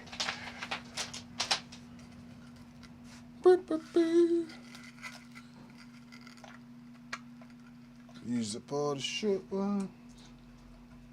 And in reality, if I wanted to, I could not have this MIDI captain be a part of this board, in terms of I could use this space for something else and just put the MIDI captain in my gig bag when I would go gig, put this in the gig, its own gig bag, the pedal board, and then just take the MIDI captain separately. That's also an option, but I was trying to see if I can actually, if this would be enough space for these pedals, and it's fine. It's plenty of space. Plenty of space.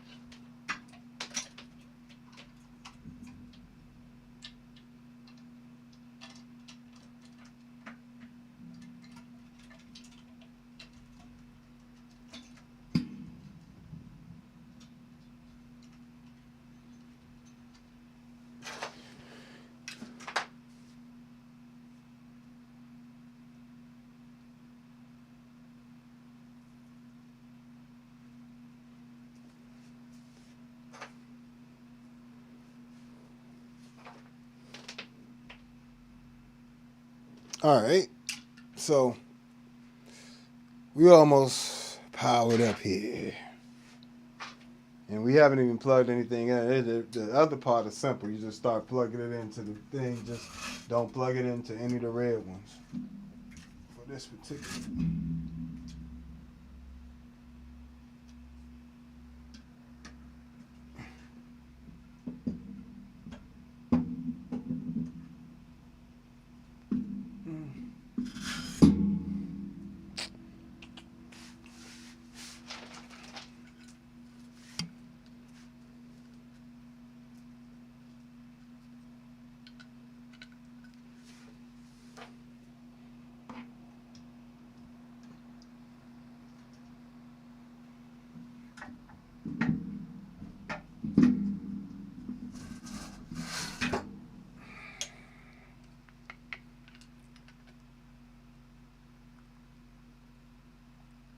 Come on.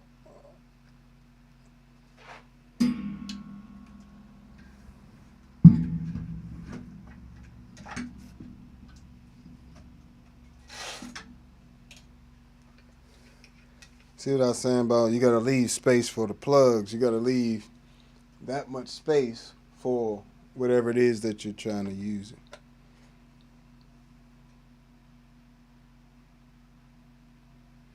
Yeah, flat cables take up less space, but in certain situations, like with these two stereo plugs and like the HX1 stereo plugs, you can't use those flat plugs. You can't use these with those and run stereo because they're too big. They won't fit. Both of them won't fit. That's when you got to use the other ones that aren't so flat.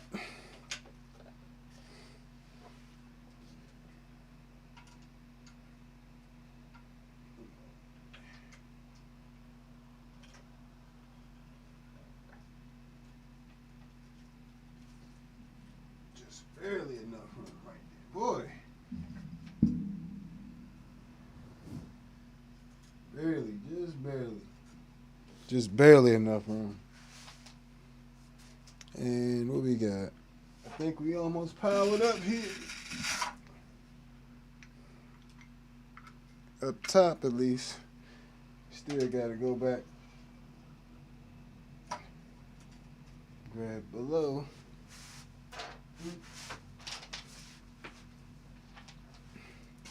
These are simple down here, though.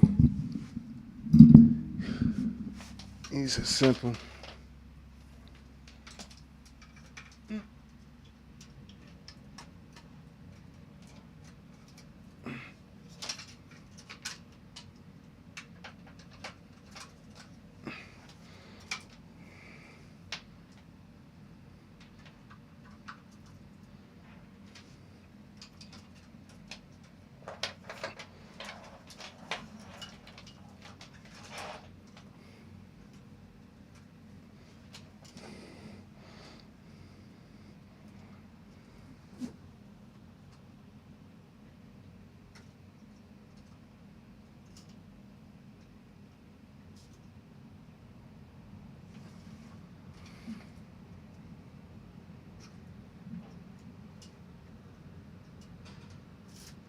Okay, that's the Ampeg and the color box.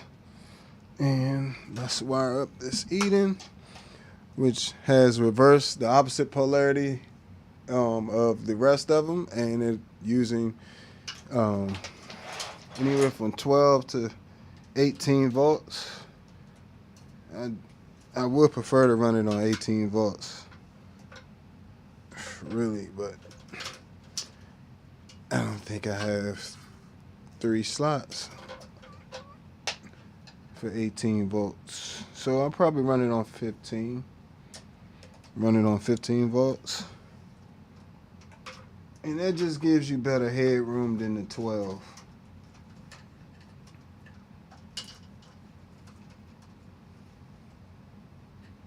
Oh, the Magellan can also run on 9 to 18 volts. Okay, that's cool. I hadn't even thought about it. Alright, here we go. And got the Magellan. Swallow. Let's just go and put that way. And AG pre. AG is this Aguilar AG preamp is one of the cleanest preamps out there. Like, it actually sounds, that and the color box actually sound pretty similar. So they both preserve the natural tone of your bass a lot, but I feel like the color box definitely is the more punchier of the two.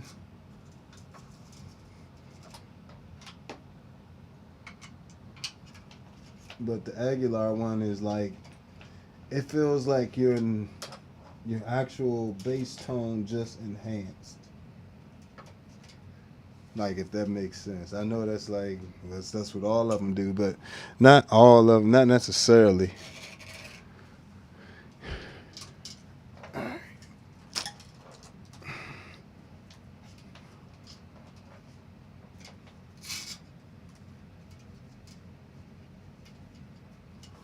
Okay.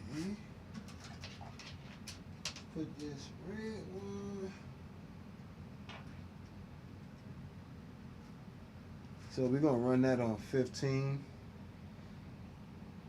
volts for the Eden WTDI. We're gonna run.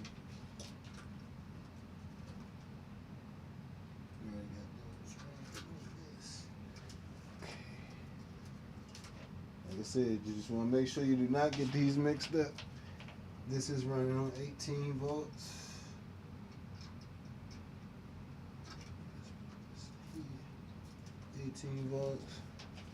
And the Aguilar is running 18 volts as well. The other two are running standard 9 volts. The remainder.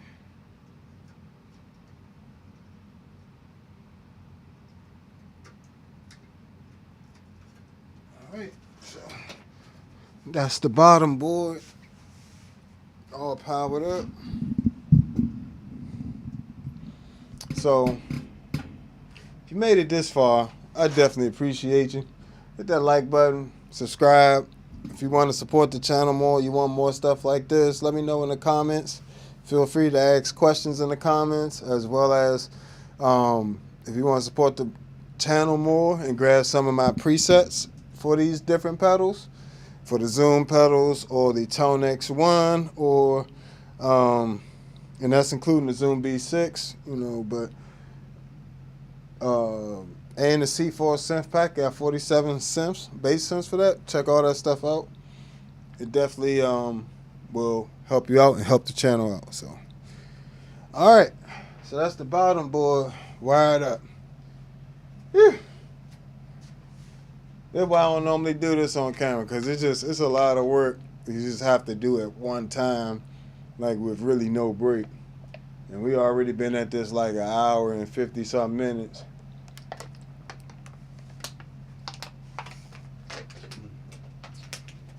So, all right.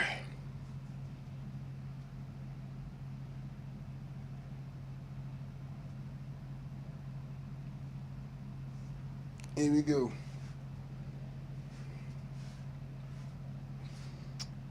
Now we got to see how we're going to wire this up and without everything looking all crazy.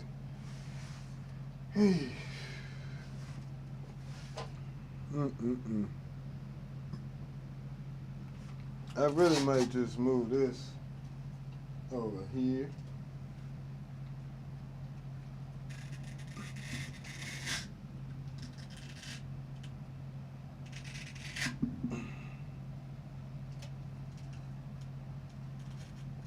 Move that right there.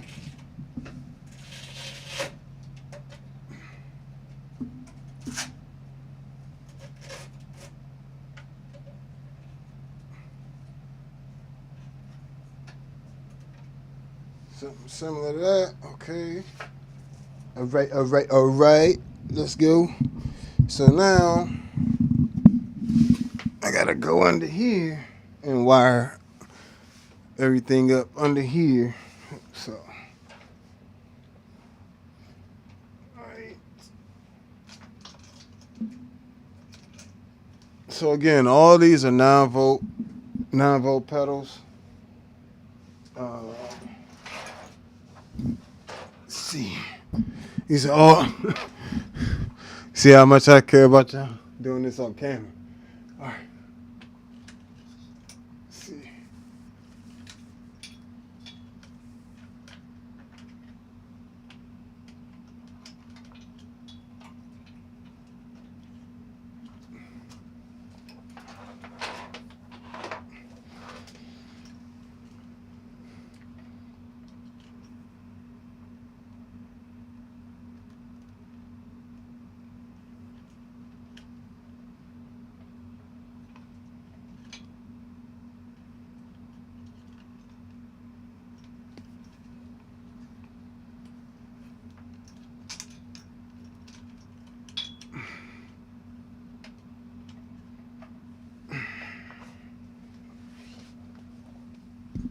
So I'm simply just plugging them in.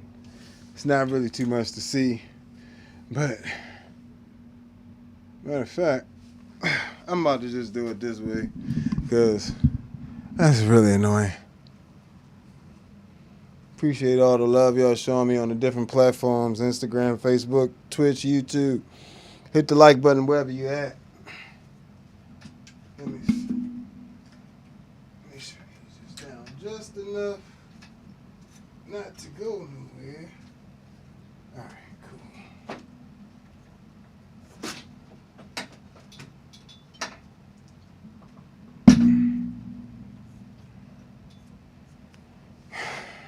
I don't know if y'all can see that or not, but yeah, there it is.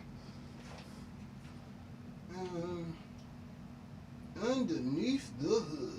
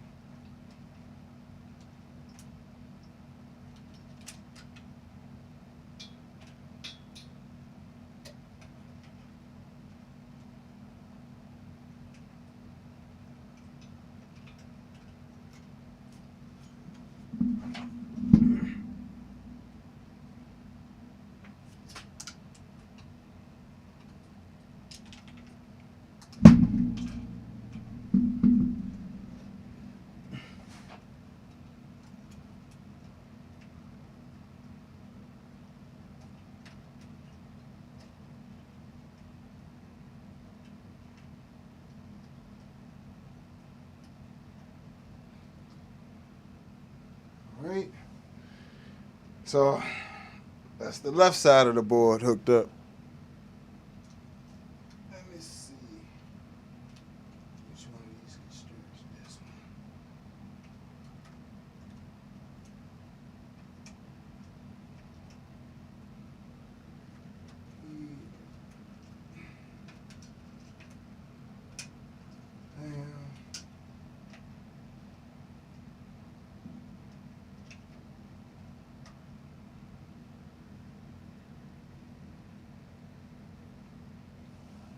Uh-oh.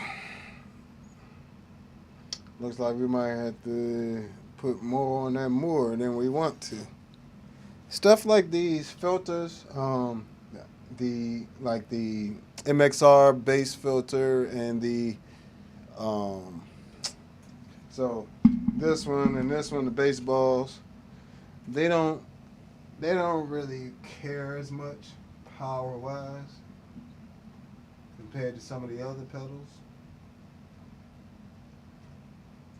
But there's some pedals that really care.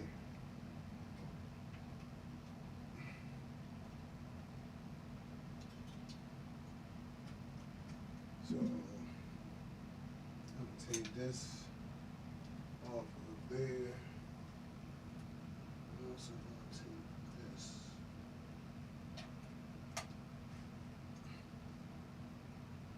So that's gonna need to go to the board. And that frees up 2 more spaces.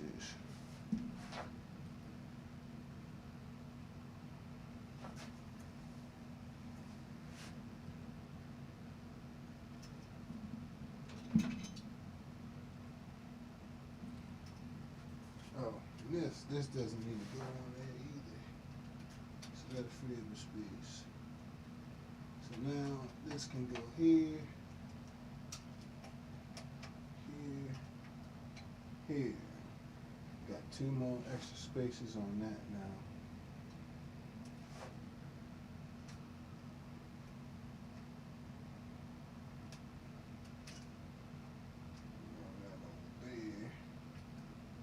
Now we got plenty of space.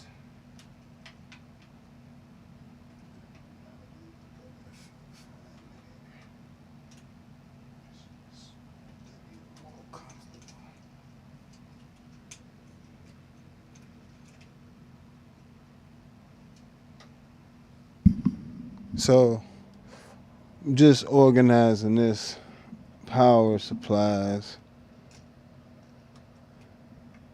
Kind of get the results that I would like.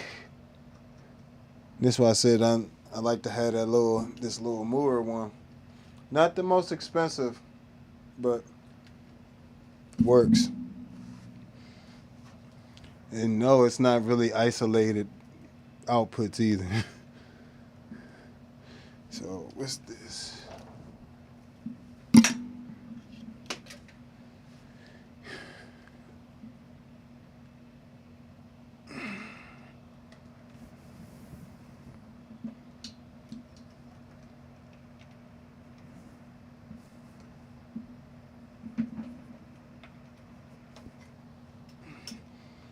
Man, that's beautiful. Beautiful. What's this? There. We ain't got no more here. So we take those two off.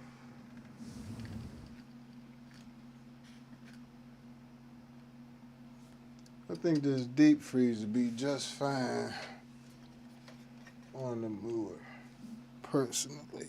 So, bam. Something like the Key 9 probably draws more power than that. So, this gives us 1, 2, 3, 4. And this one to be 5. Hold up. Let's see. Okay. 1, 2, 3, 4, 5, 6, 7.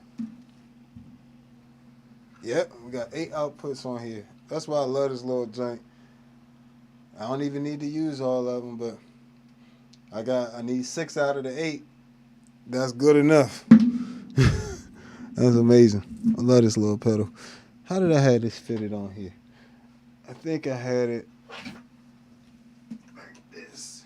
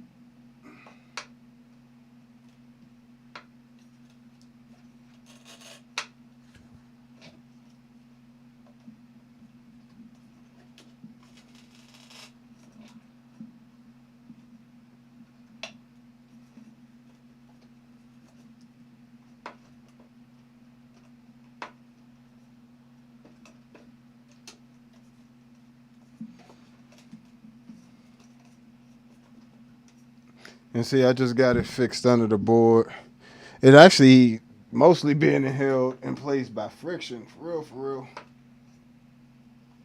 But it's a bit of not zip, Velcro under there. Woo, it's heavy. Let me see. This don't feel like a 61 key keyboard now.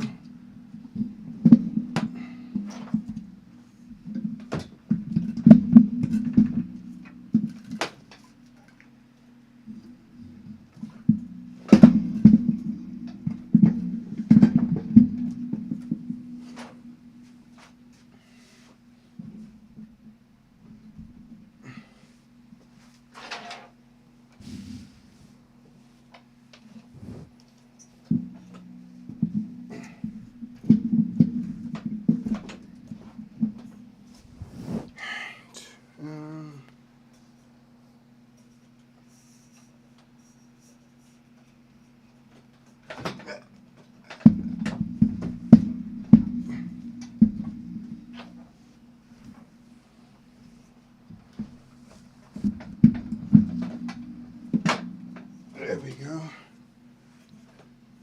Okay. Whew.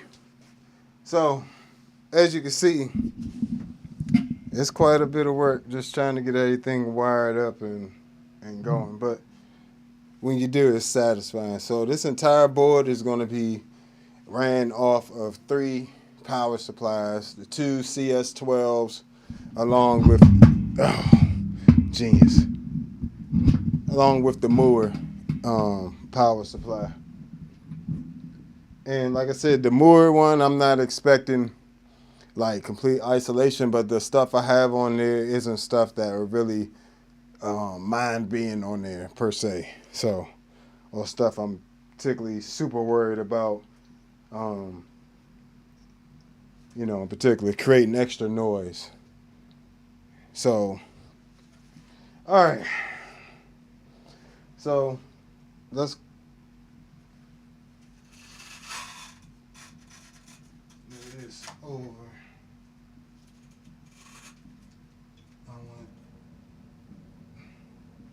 Well, gotta finish doing the wiring real quick.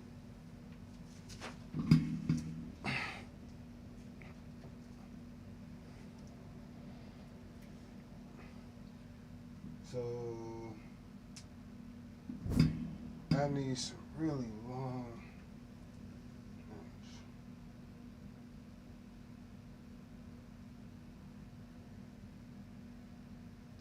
I have a chance to get over here. So I can swap out those 2. Damn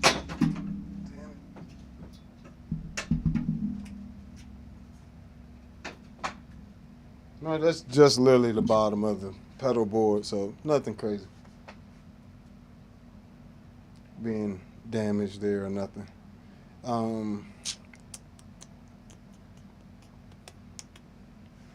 Do we not have any?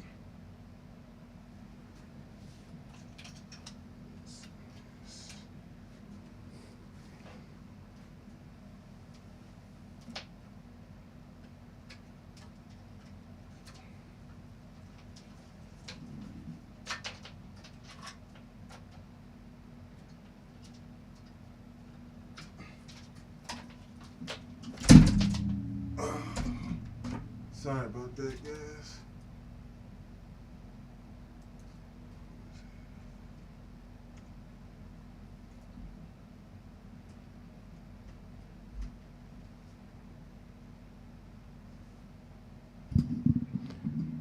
So, I'm just swapping out 2 shorter ones for 2 longer ones.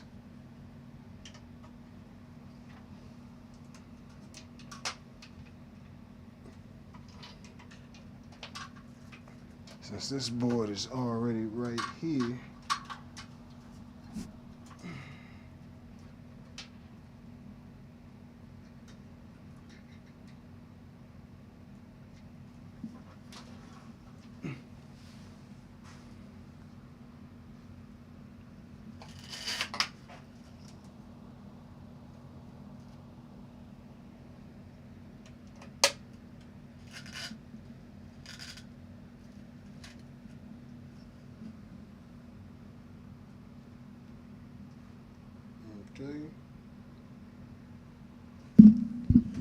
okay.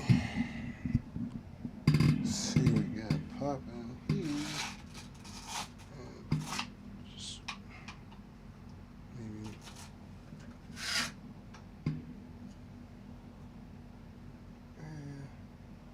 That should be fine.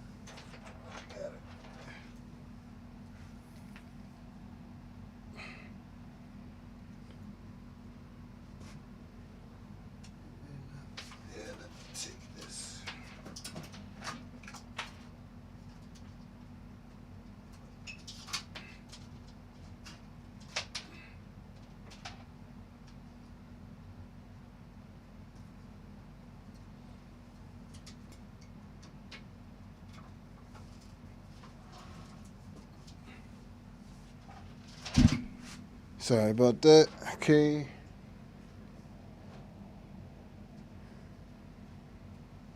Okay. Yeah.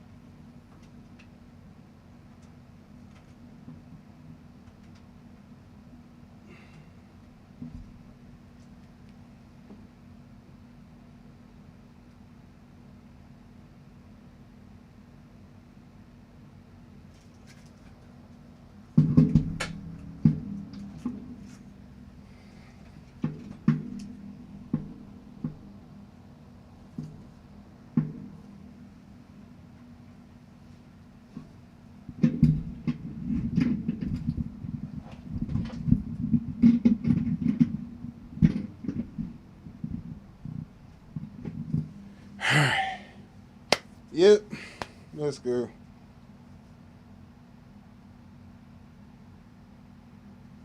Yeah. It's a lot of work just putting this thing together. I can tell you that now. There's a lot. This is why I try to keep my pedal board, like, figure out exactly where I want it, and I just pretty much keep it there. I don't, or try to at least, but it seems like I always find a way to need to change it. One way or another. So, do something like this. That's gonna annoy me.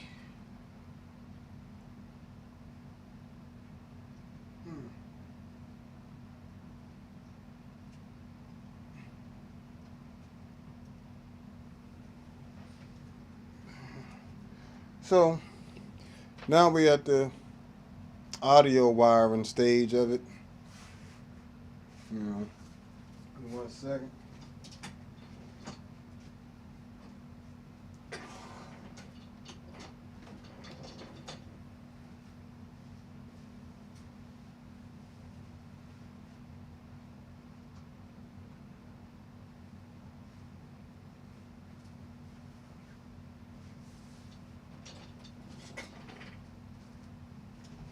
Okay.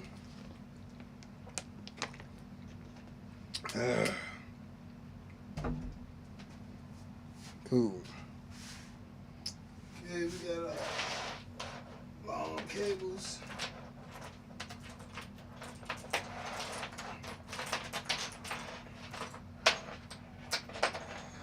Super long cable. These is the mediums.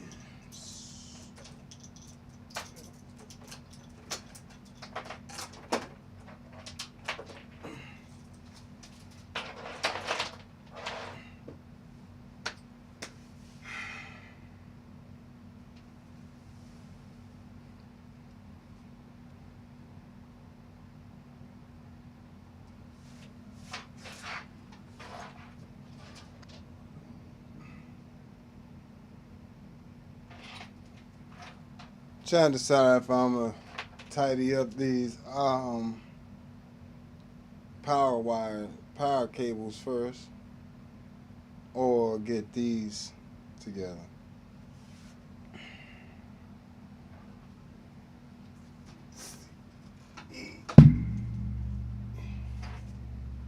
See, got quite a bit of stuff going on here. You know, pretty much try to bunch the audio cables together, and I try to bunch the power cables together, but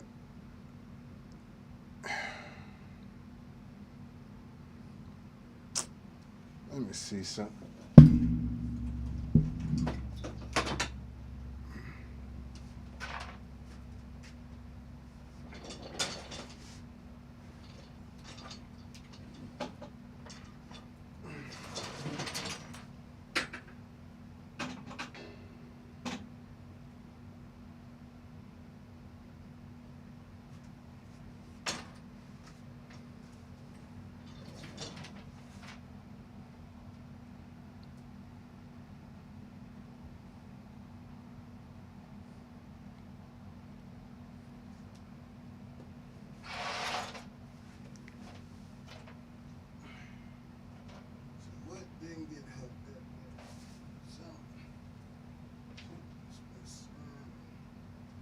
Something's missing.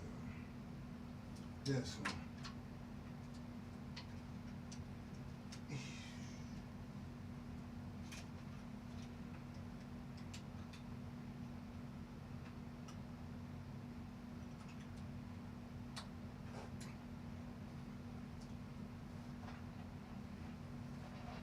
All right, so literally, entire board should be powered now. Everything has been plugged in, and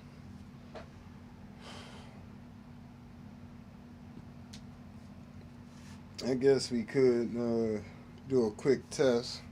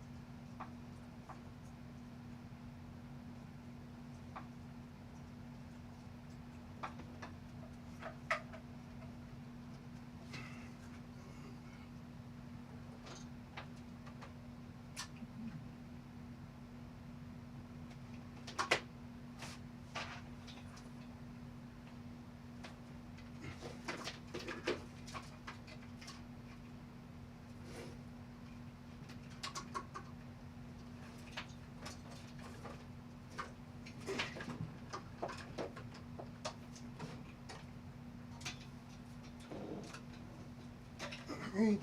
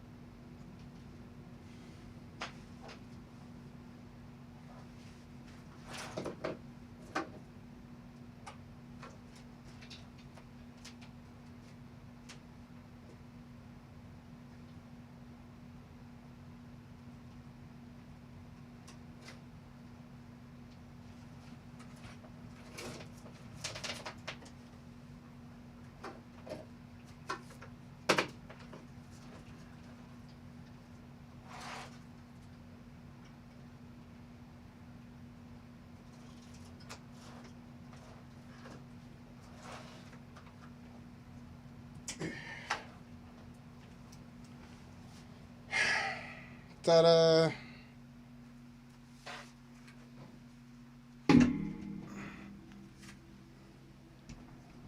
Let's see. It's not getting power. And why?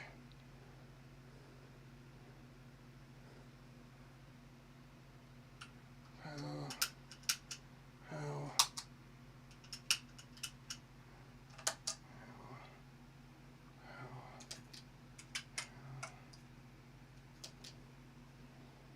Power. Okay.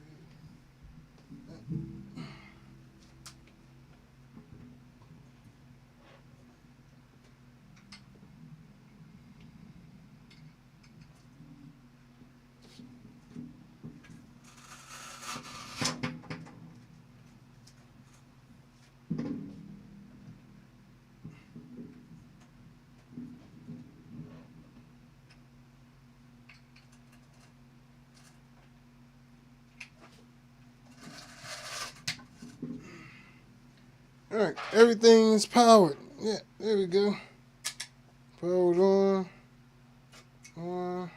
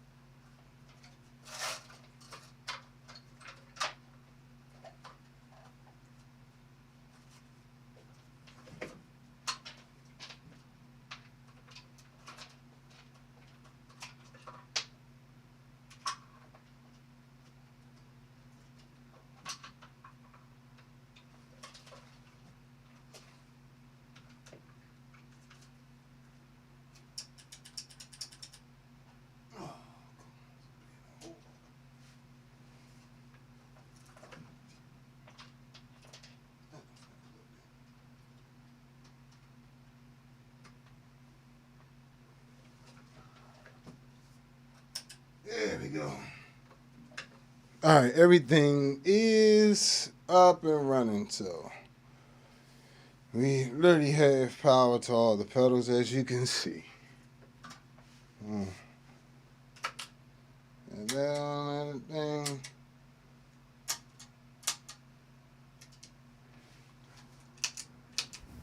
All these.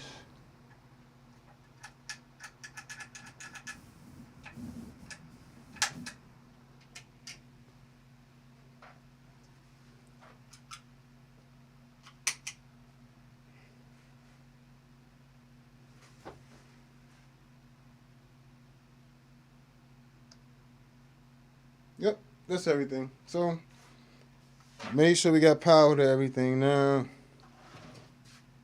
Last and final step. Well, it's not the final step, but step before last is going to be just plugging everything up, audio, get the audio signal flowing. So next thing I got to do is get the, like I said, set up the loops, where this first loop is OC5, Poly Blue, Spectrum, C4 synth, Hog 2, Deep Freeze, and MS-60B plus. The red loop here is going to be Mel 9, Key 9, Rabbit Sitar, V256 vocoder. Third loop is going to be these envelope filters, analog envelope filters. And fourth loop is going to be the MS-50G. Then we have the fifth loop is going to be this pedal board down on the floor. And 5, I'll either add in the B6 or I'll just leave it open. Either way. But I might just go ahead and add the B6 in here. Run from here down to the B6 and back. And either way, coming out of here, Empress compressor, ToneX 1 to MXR layers, MS-70 CDR plus, HX1 to the Plethora X1. So that's the entire signal chain from then coming from there going to the stereo loopers. So when you get to the MS-70 CDR plus going out, is all this is stereo, and then you come down bottom, it's all that stays stereo for the rest of the signal path. Stereo loopers, 2 individual, that one. This one's the master, that's the slave on there, and so this one is synced to this one. And then you got the compressor, Atlas compressor, which is running a what is it? Like a limiter compressor with some EQ. So that's the whole signal chain in a nutshell. You know, it's definitely not. As you can see, it took some time it took time to take it apart. You know what I'm saying? But to get everything not straight right now, because I'm going to go through now and just go ahead and start putting all the audio cables together. So we already came out of here, came over to here. Now we just need a short one from here to here.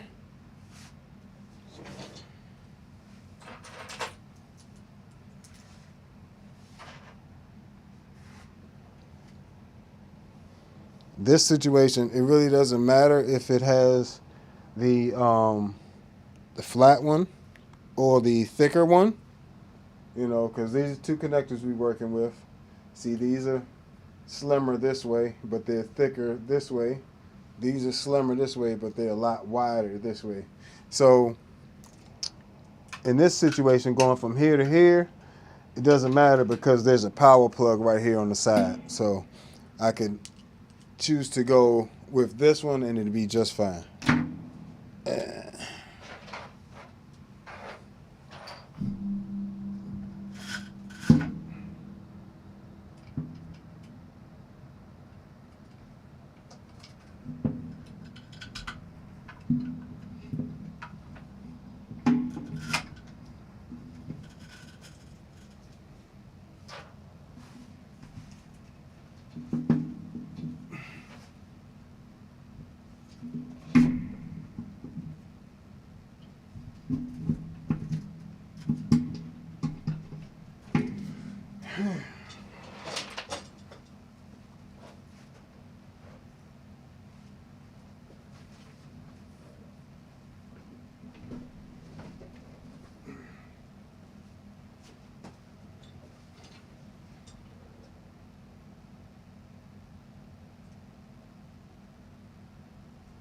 So the tricky part with this is you want to try to fit them in there like little puzzle pieces at times.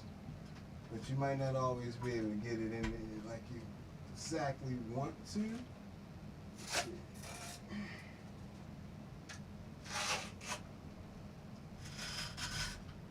So usually I can finagle it like that. So this I actually want to be further up. This can come down. So this one will be the one in the back. One in the front.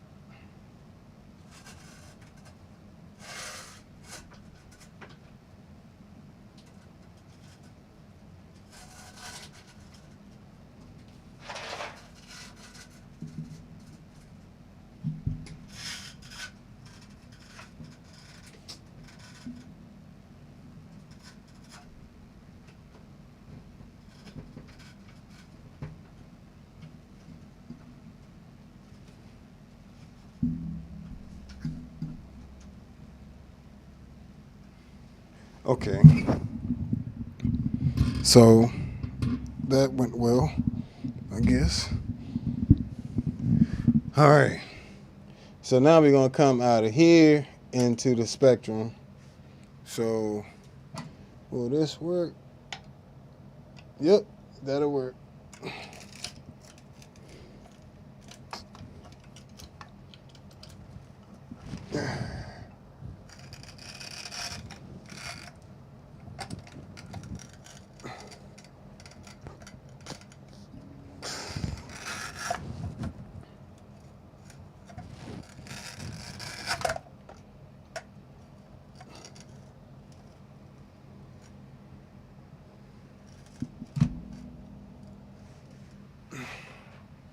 So bam,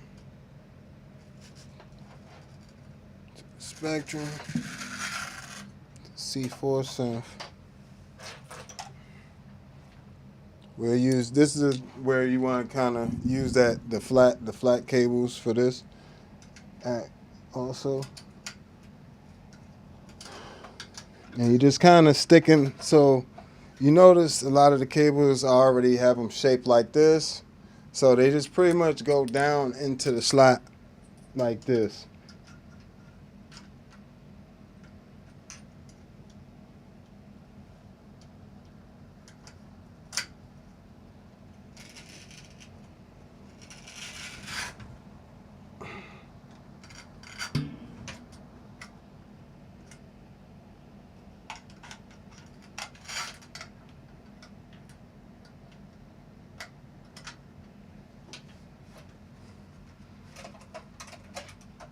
In fact, I might just come out of here, drop down.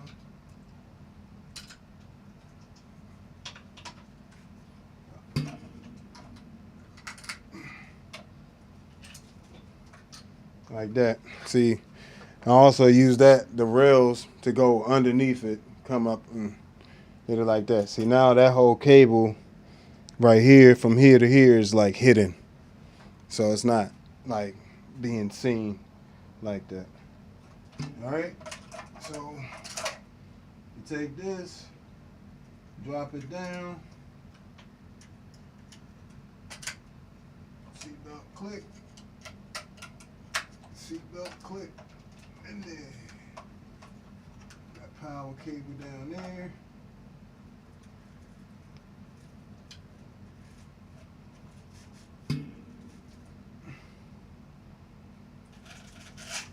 And we coming out of there, coming out of here, going to there.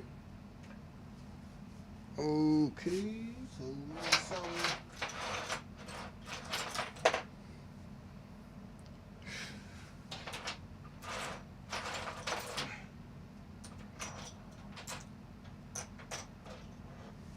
need something like this. Nice little length, but not nothing crazy. Let me see. Well, I gotta come from this out to there to input, so I just like to check the connectors on the sides. I just check the bolts on the side of these and just see if they finger tight, make sure they stay. So I need something a little longer than that. Something like this. But I like to not use all the ones like this because I kind of need these to go back to the loopers.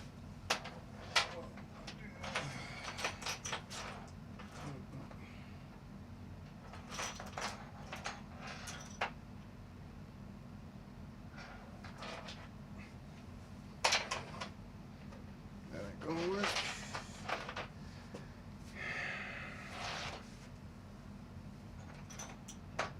Two flat ones.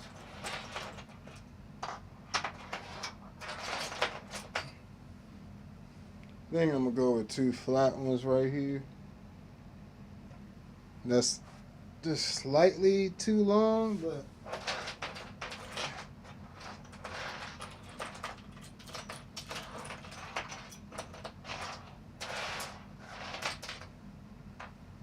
think we try. Yeah, that's not long enough.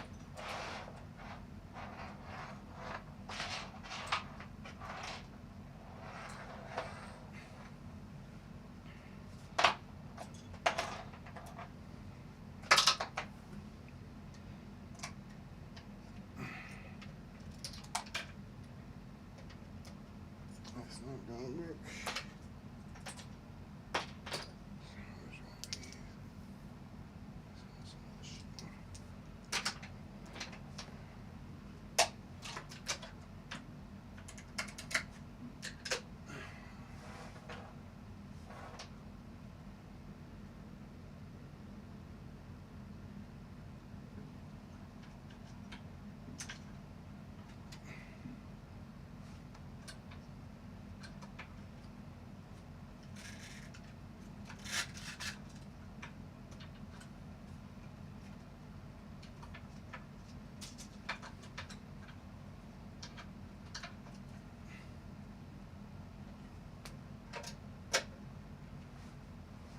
Put it there. It's got to come out of here all the way to there. So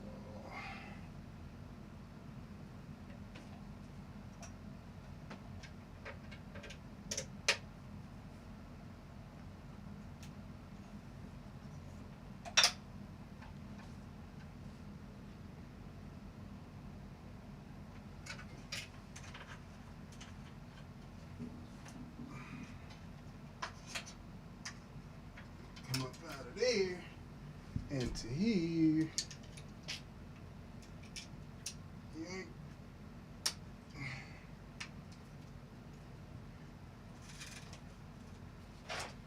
I actually want this to go up some because I need this poly blue to go up some as well. I need to have, I gotta be able to get to that expression jack.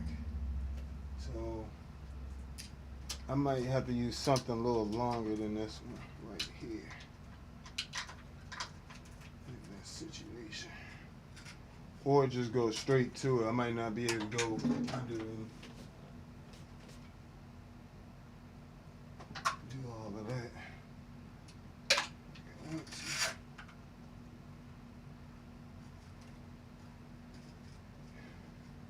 Right.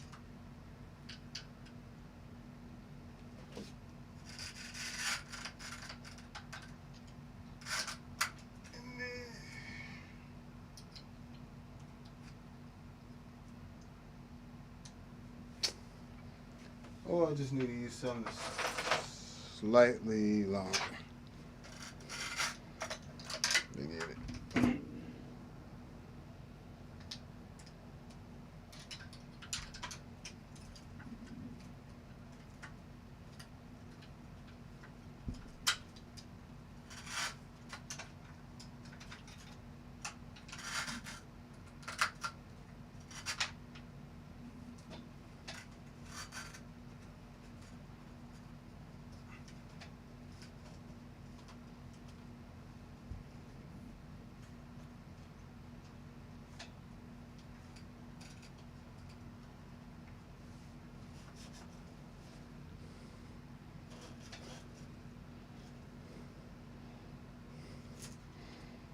Okay, coming out of here, I need to do something with this. Don't like it. Come out of here to here, out of here to here.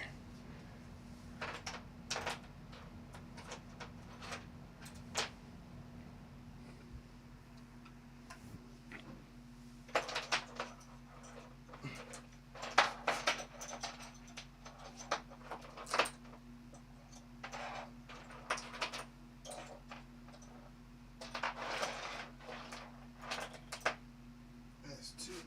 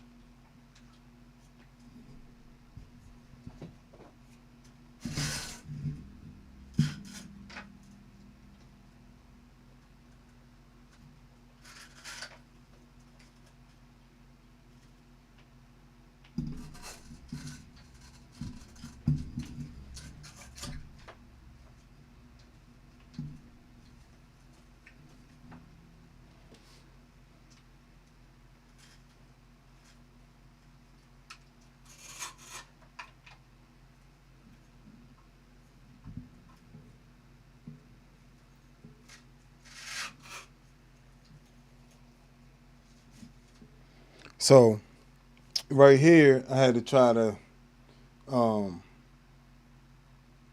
get everything to fit uh, right here with this expression pedal. Um, that's for the sustain pedal. For why did I do that? That's the poly blue. I'm sorry, I'm lunching. I don't need that. Yeah.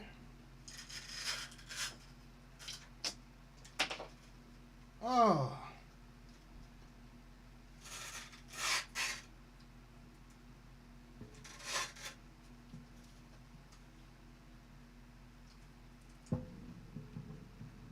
All right, cool. And we came back. Came back out of here.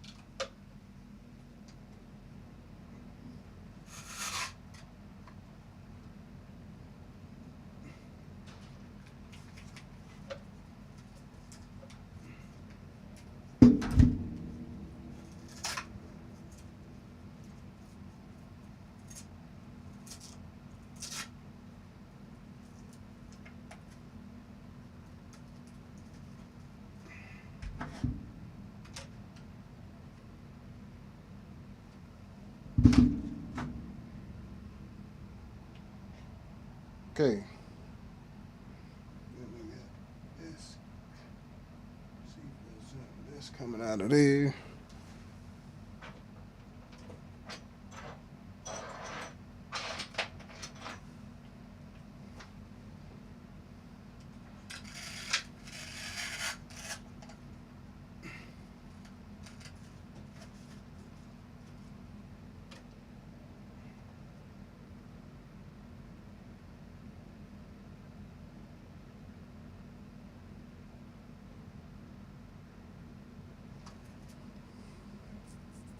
Yeah, I'm considering just leaving this MIDI captain off.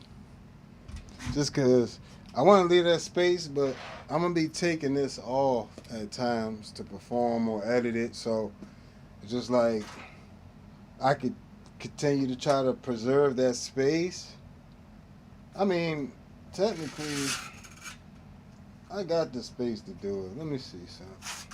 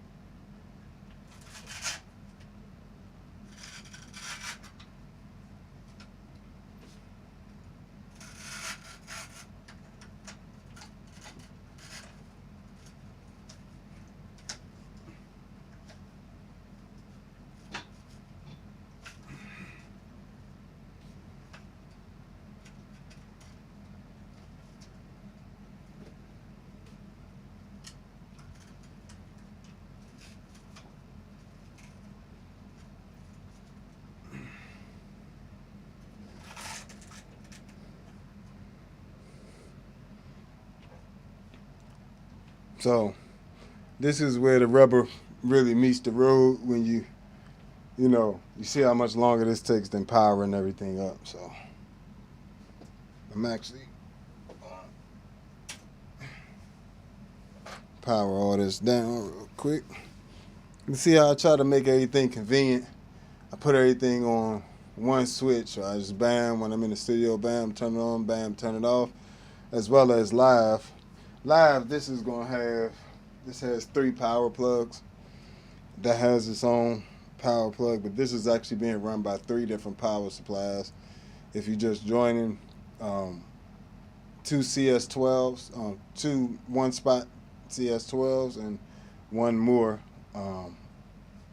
power supply, 8 isolated. But all right,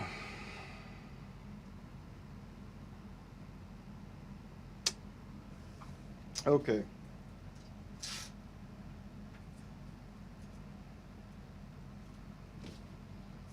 Come out here.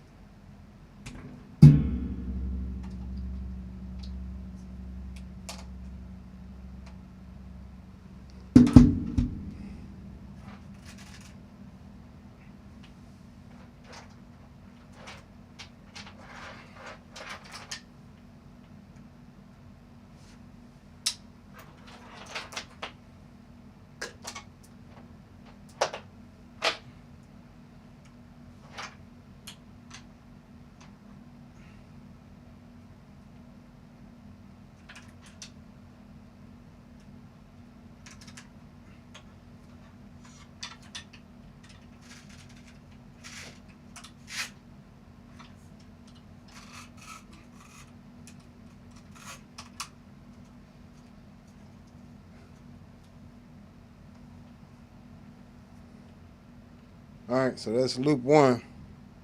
I said OC5 Poly Blue Spectrum C4 Hog 2 Deep Freeze into the MS-60B Plus.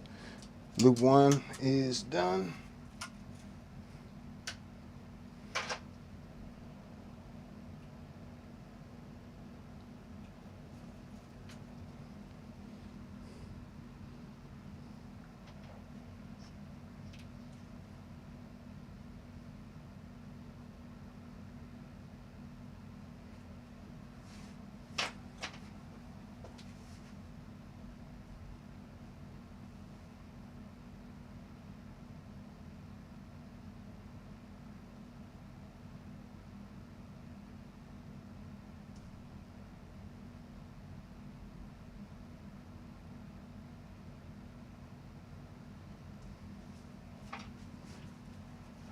All right, gotta come out of here, go into the mail 9.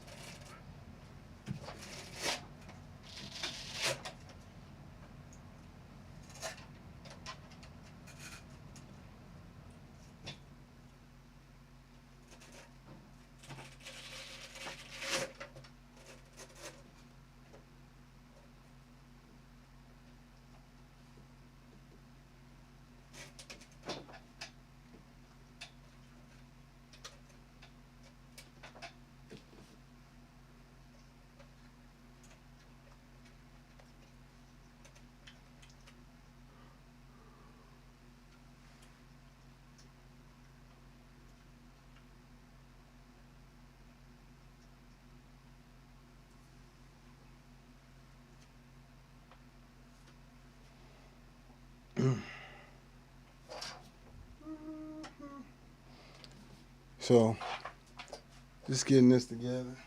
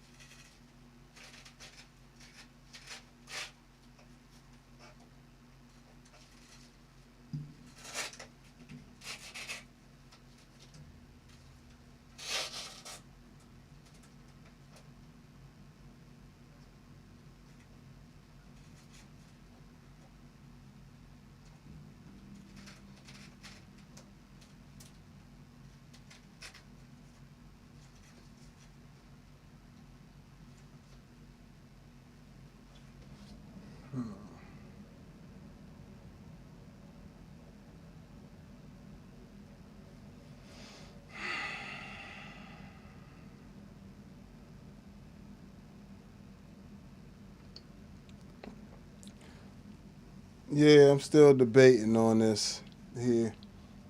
Still debating on if I'm gonna preserve this space or not, because my life right now could be a lot easier just making the decision to keep this off the board and keep it wherever I need it to be that's most convenient, whether it be sitting on the floor in front of it or whatever. You know, I think that might actually just be the route I'm going to take, because I'm tired of trying to fit it all into a unnecessarily crammed space. So, all right.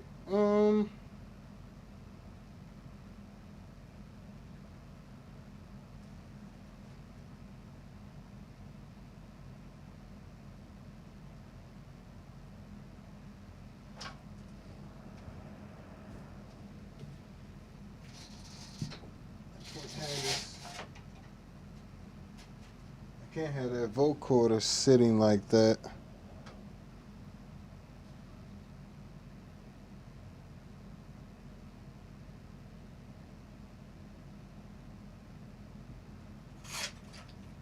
Yeah, this is.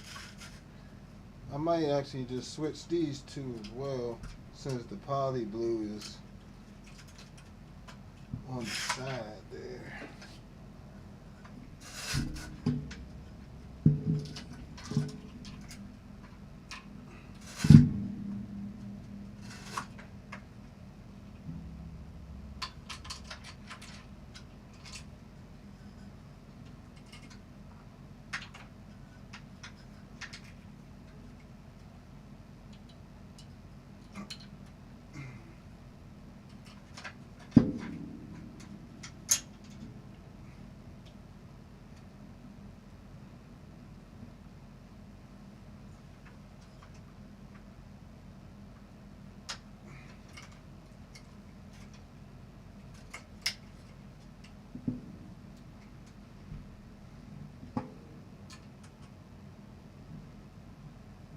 Now it make a difference. Let's.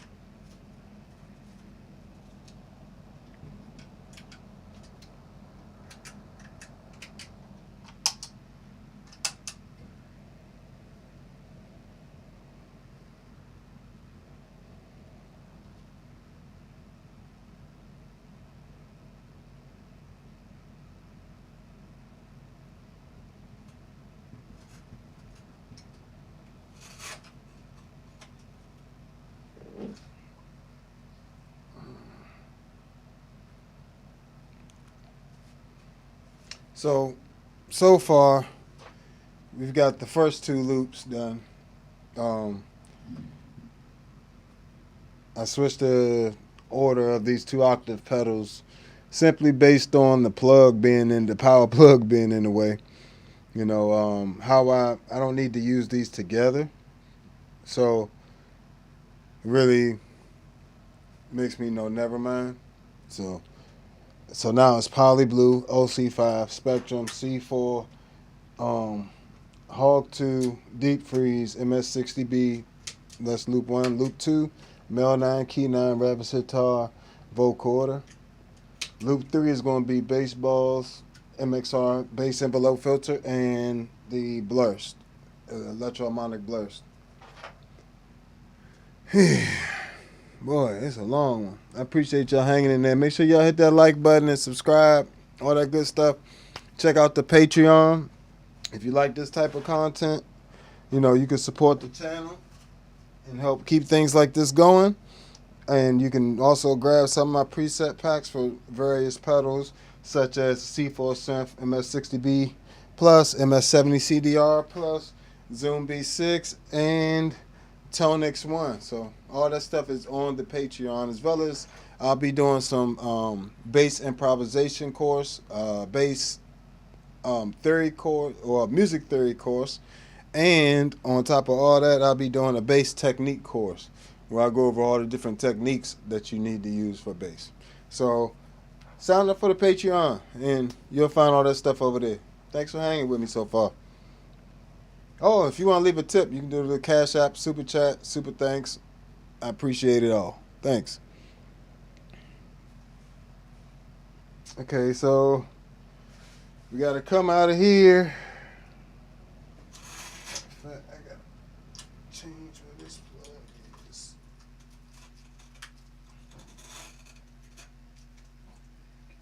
Oh, okay, that goes into the poly blue.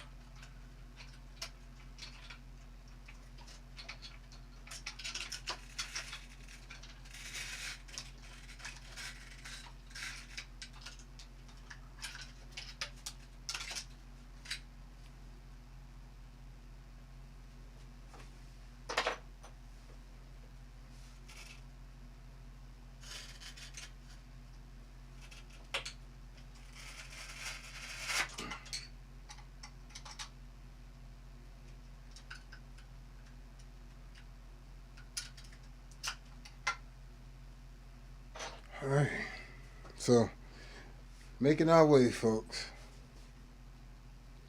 Feel free to ask any questions or anything like that.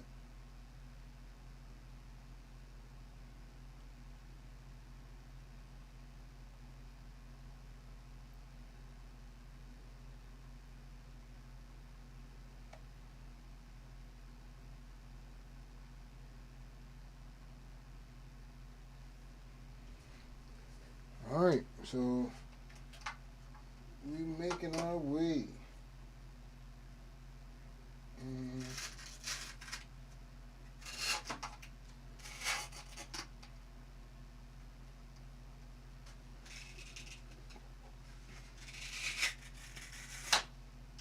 oh man.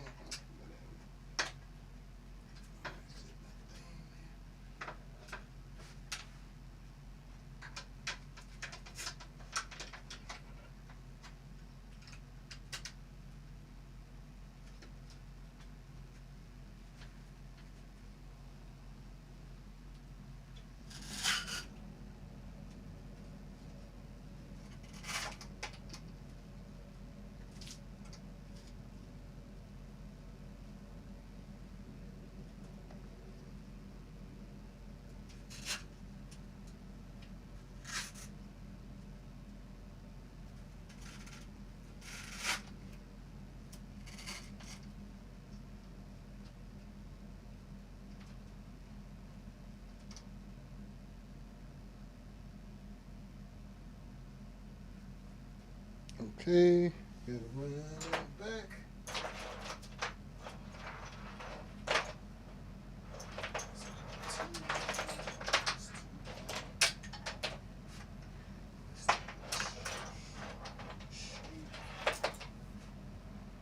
And bingo. Here we go.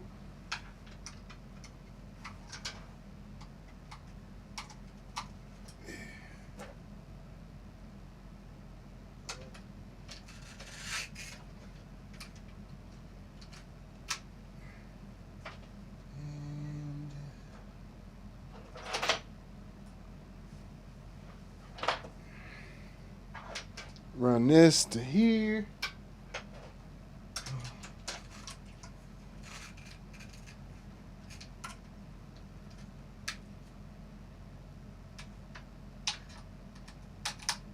All right, so finally got all three.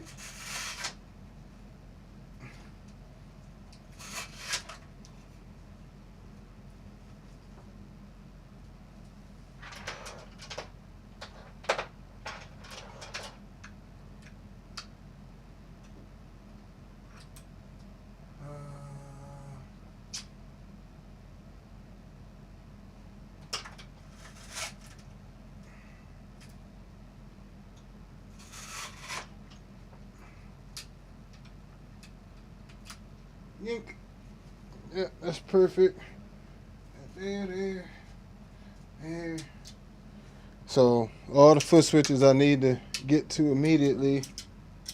Change presets for the hog too, even though I'm gonna be doing that through MIDI just in case I decide not to take the control. Deep freeze, all the different loops. All right there, readily available. Now,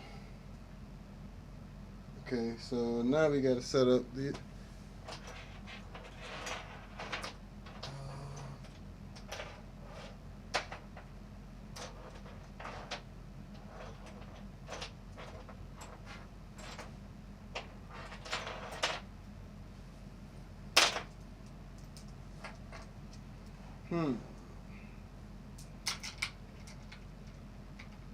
that may be an issue.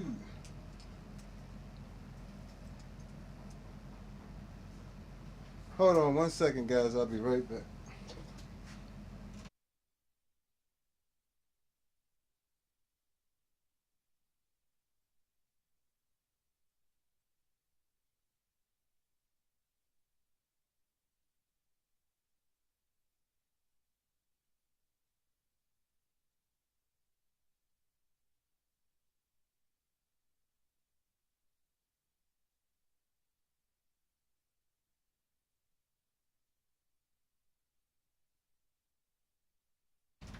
And we're back. So, all right. Let's see what we got here. We got to run from here to here.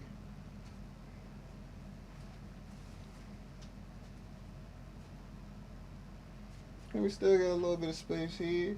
You know, we can put the expression pedal, still fits there.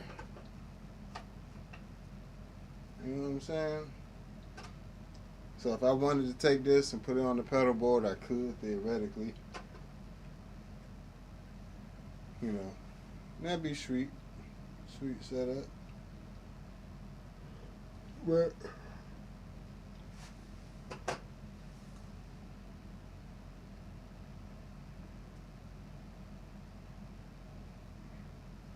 yeah, it's one of those things where you just figure it out as you're going along.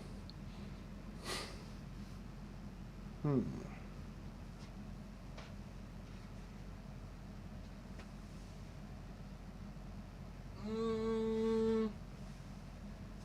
too short, James. Another short one.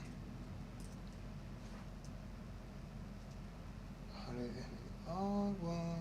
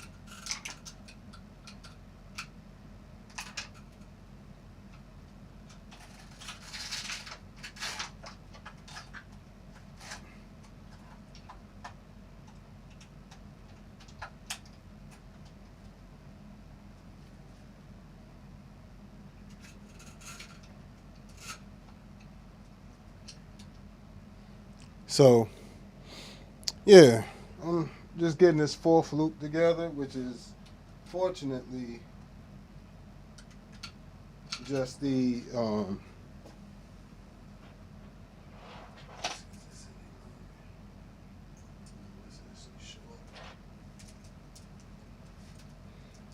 getting this MS-50G into the loop things.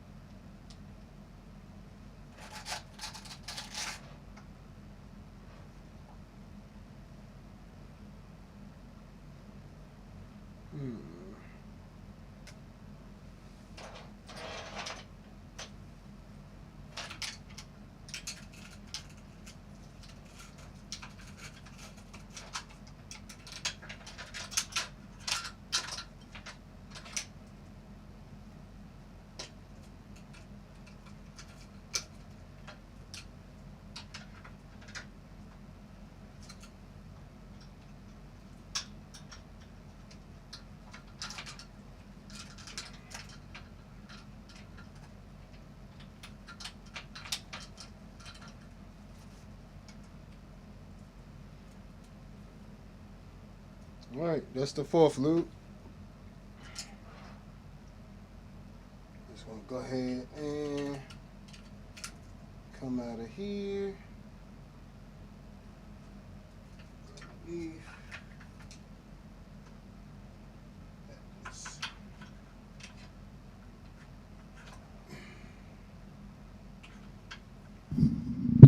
So I'm just now bringing the Empress and the rest of the gang on board here.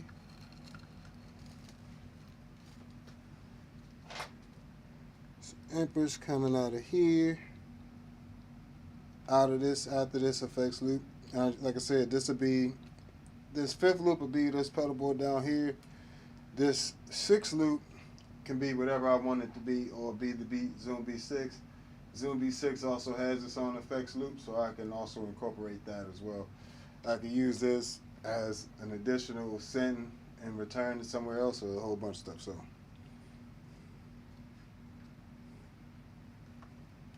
all right, that on there. Come out of here into there.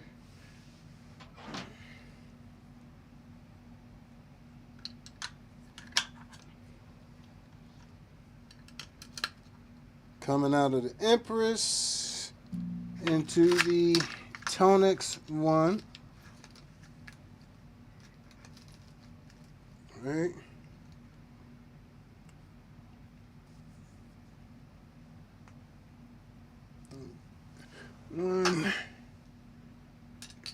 ToneX 1 is going to run over to the MXR layers. I'll have to use a cable a little longer than I would like for this, but yeah, this might end up being perfect.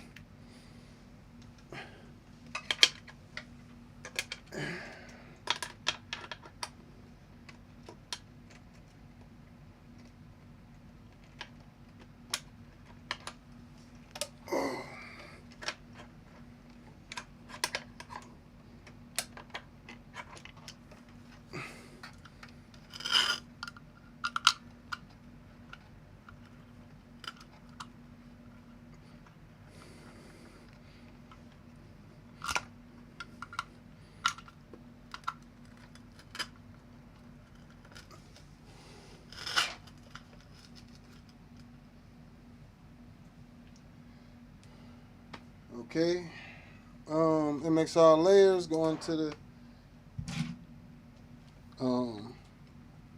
MS-70 CDR Plus, and let's drop this down just a bit.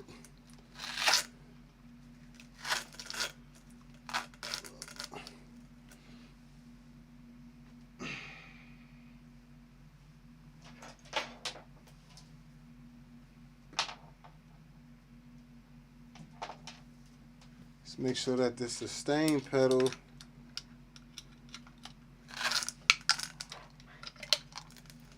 Alright, so that's a sustain pedal.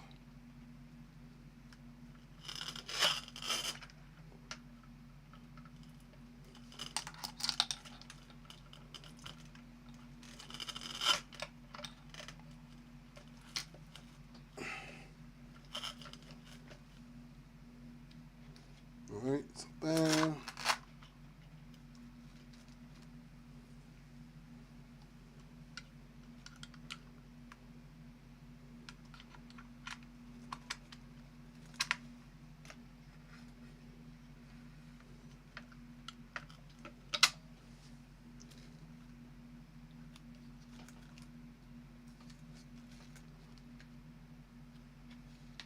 Now you got that there. Alright, let's run stereo out of here.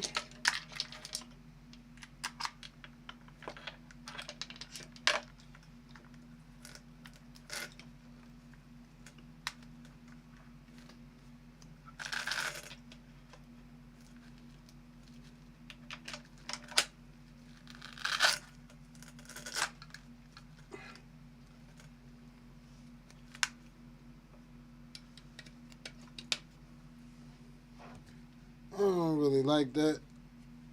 It's curling down like that.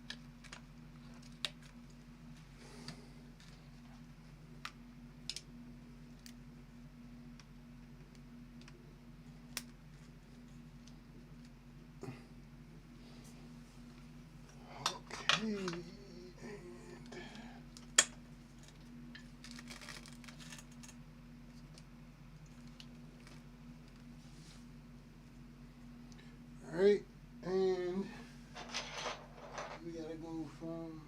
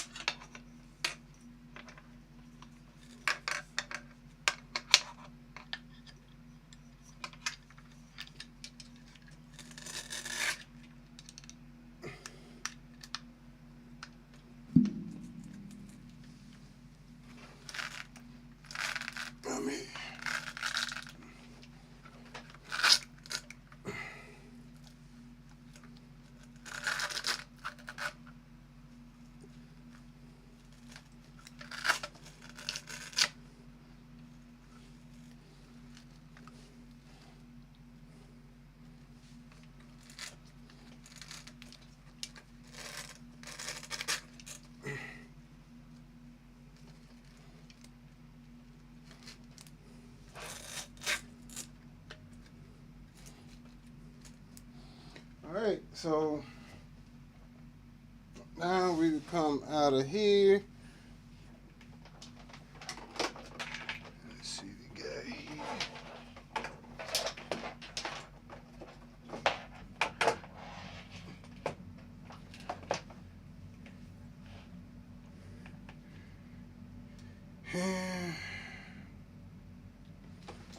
Swap those out for longer cables.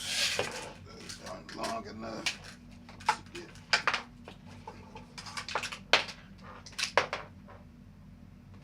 Oh, dang it. That was right.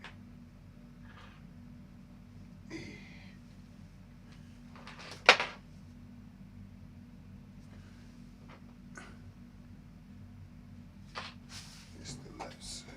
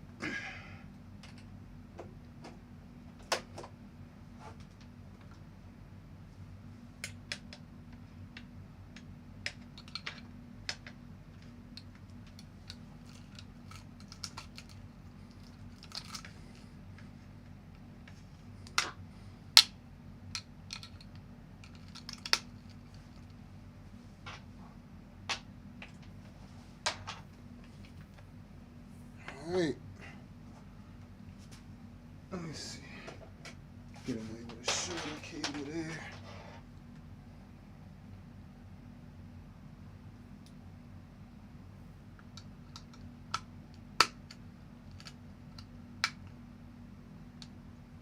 Yep.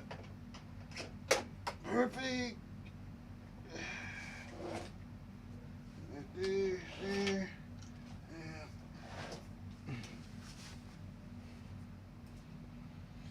All right, so we got this first board wired up. First board wired up. Sheesh. Now we just gotta do this one down bottom. All right.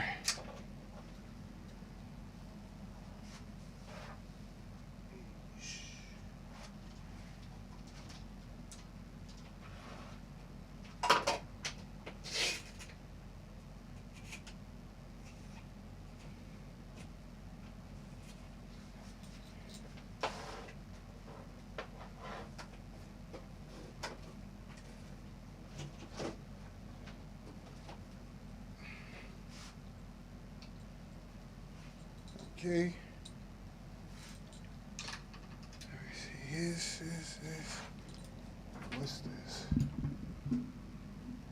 Oh, that's going over to the amp. Get over here. That's a short one.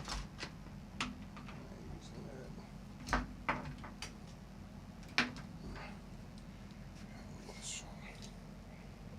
It's a lot of cabling for that little bit of space there.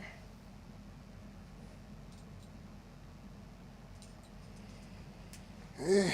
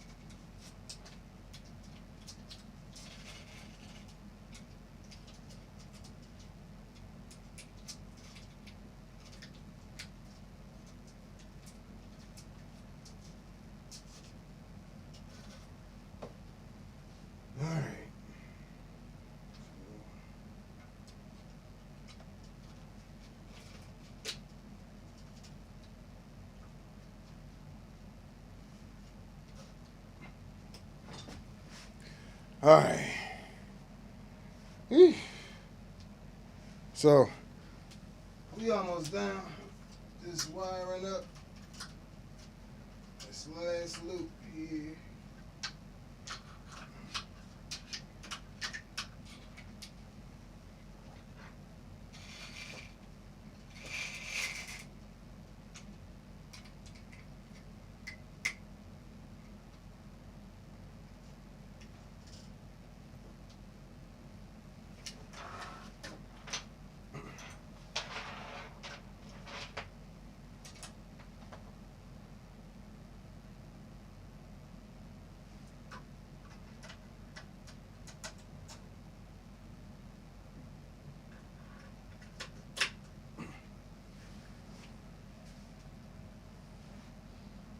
Well, I'm probably gonna have to make a few more cables. There's one.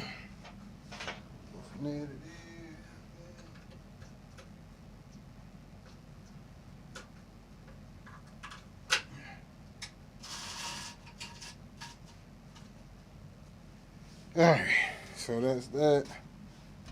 Let's see what else I got lying around. These are too long. So regular.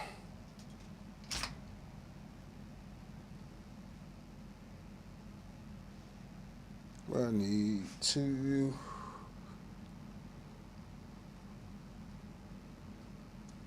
3.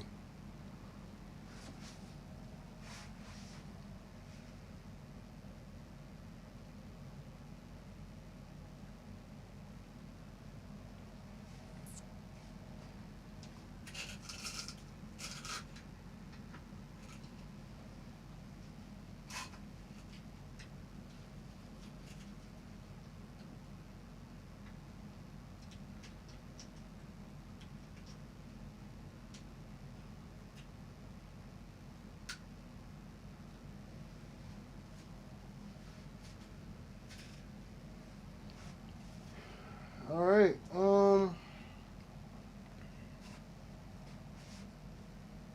Let's see. Do I have any more cables laying around, or am I going to have to make some?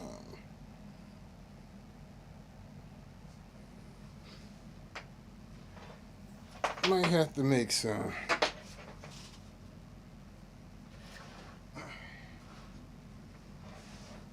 So I'm gonna let this be part 1. All right. I still gotta go through, tighten up all the cables, you know, do all that stuff, as well as still gotta run expression pedals and MIDI. So instead of trying to sit here and rush through all this stuff, I'm just gonna leave it right there, and then I'll just pick up tomorrow around 11 or 12. And if you haven't already, subscribe, like, and share. Check out my Patreon, where you can find packs for the MS-60B Plus, the Zoom B6, the MS-70 CDR Plus. You got 11 different preamp packs for the ToneX 1 series pedal and software, as well as my own personal preset pack, mainly my preset pack directly off of here. And we also have the C4 synth. We got 47 patches on there of bass synths that be very useful to you in live situations. Not just some galactic fart sounds, you know what I'm saying? So if you're into that type of stuff, definitely subscribe, hit that like button, and make sure you follow me, and I'll see you guys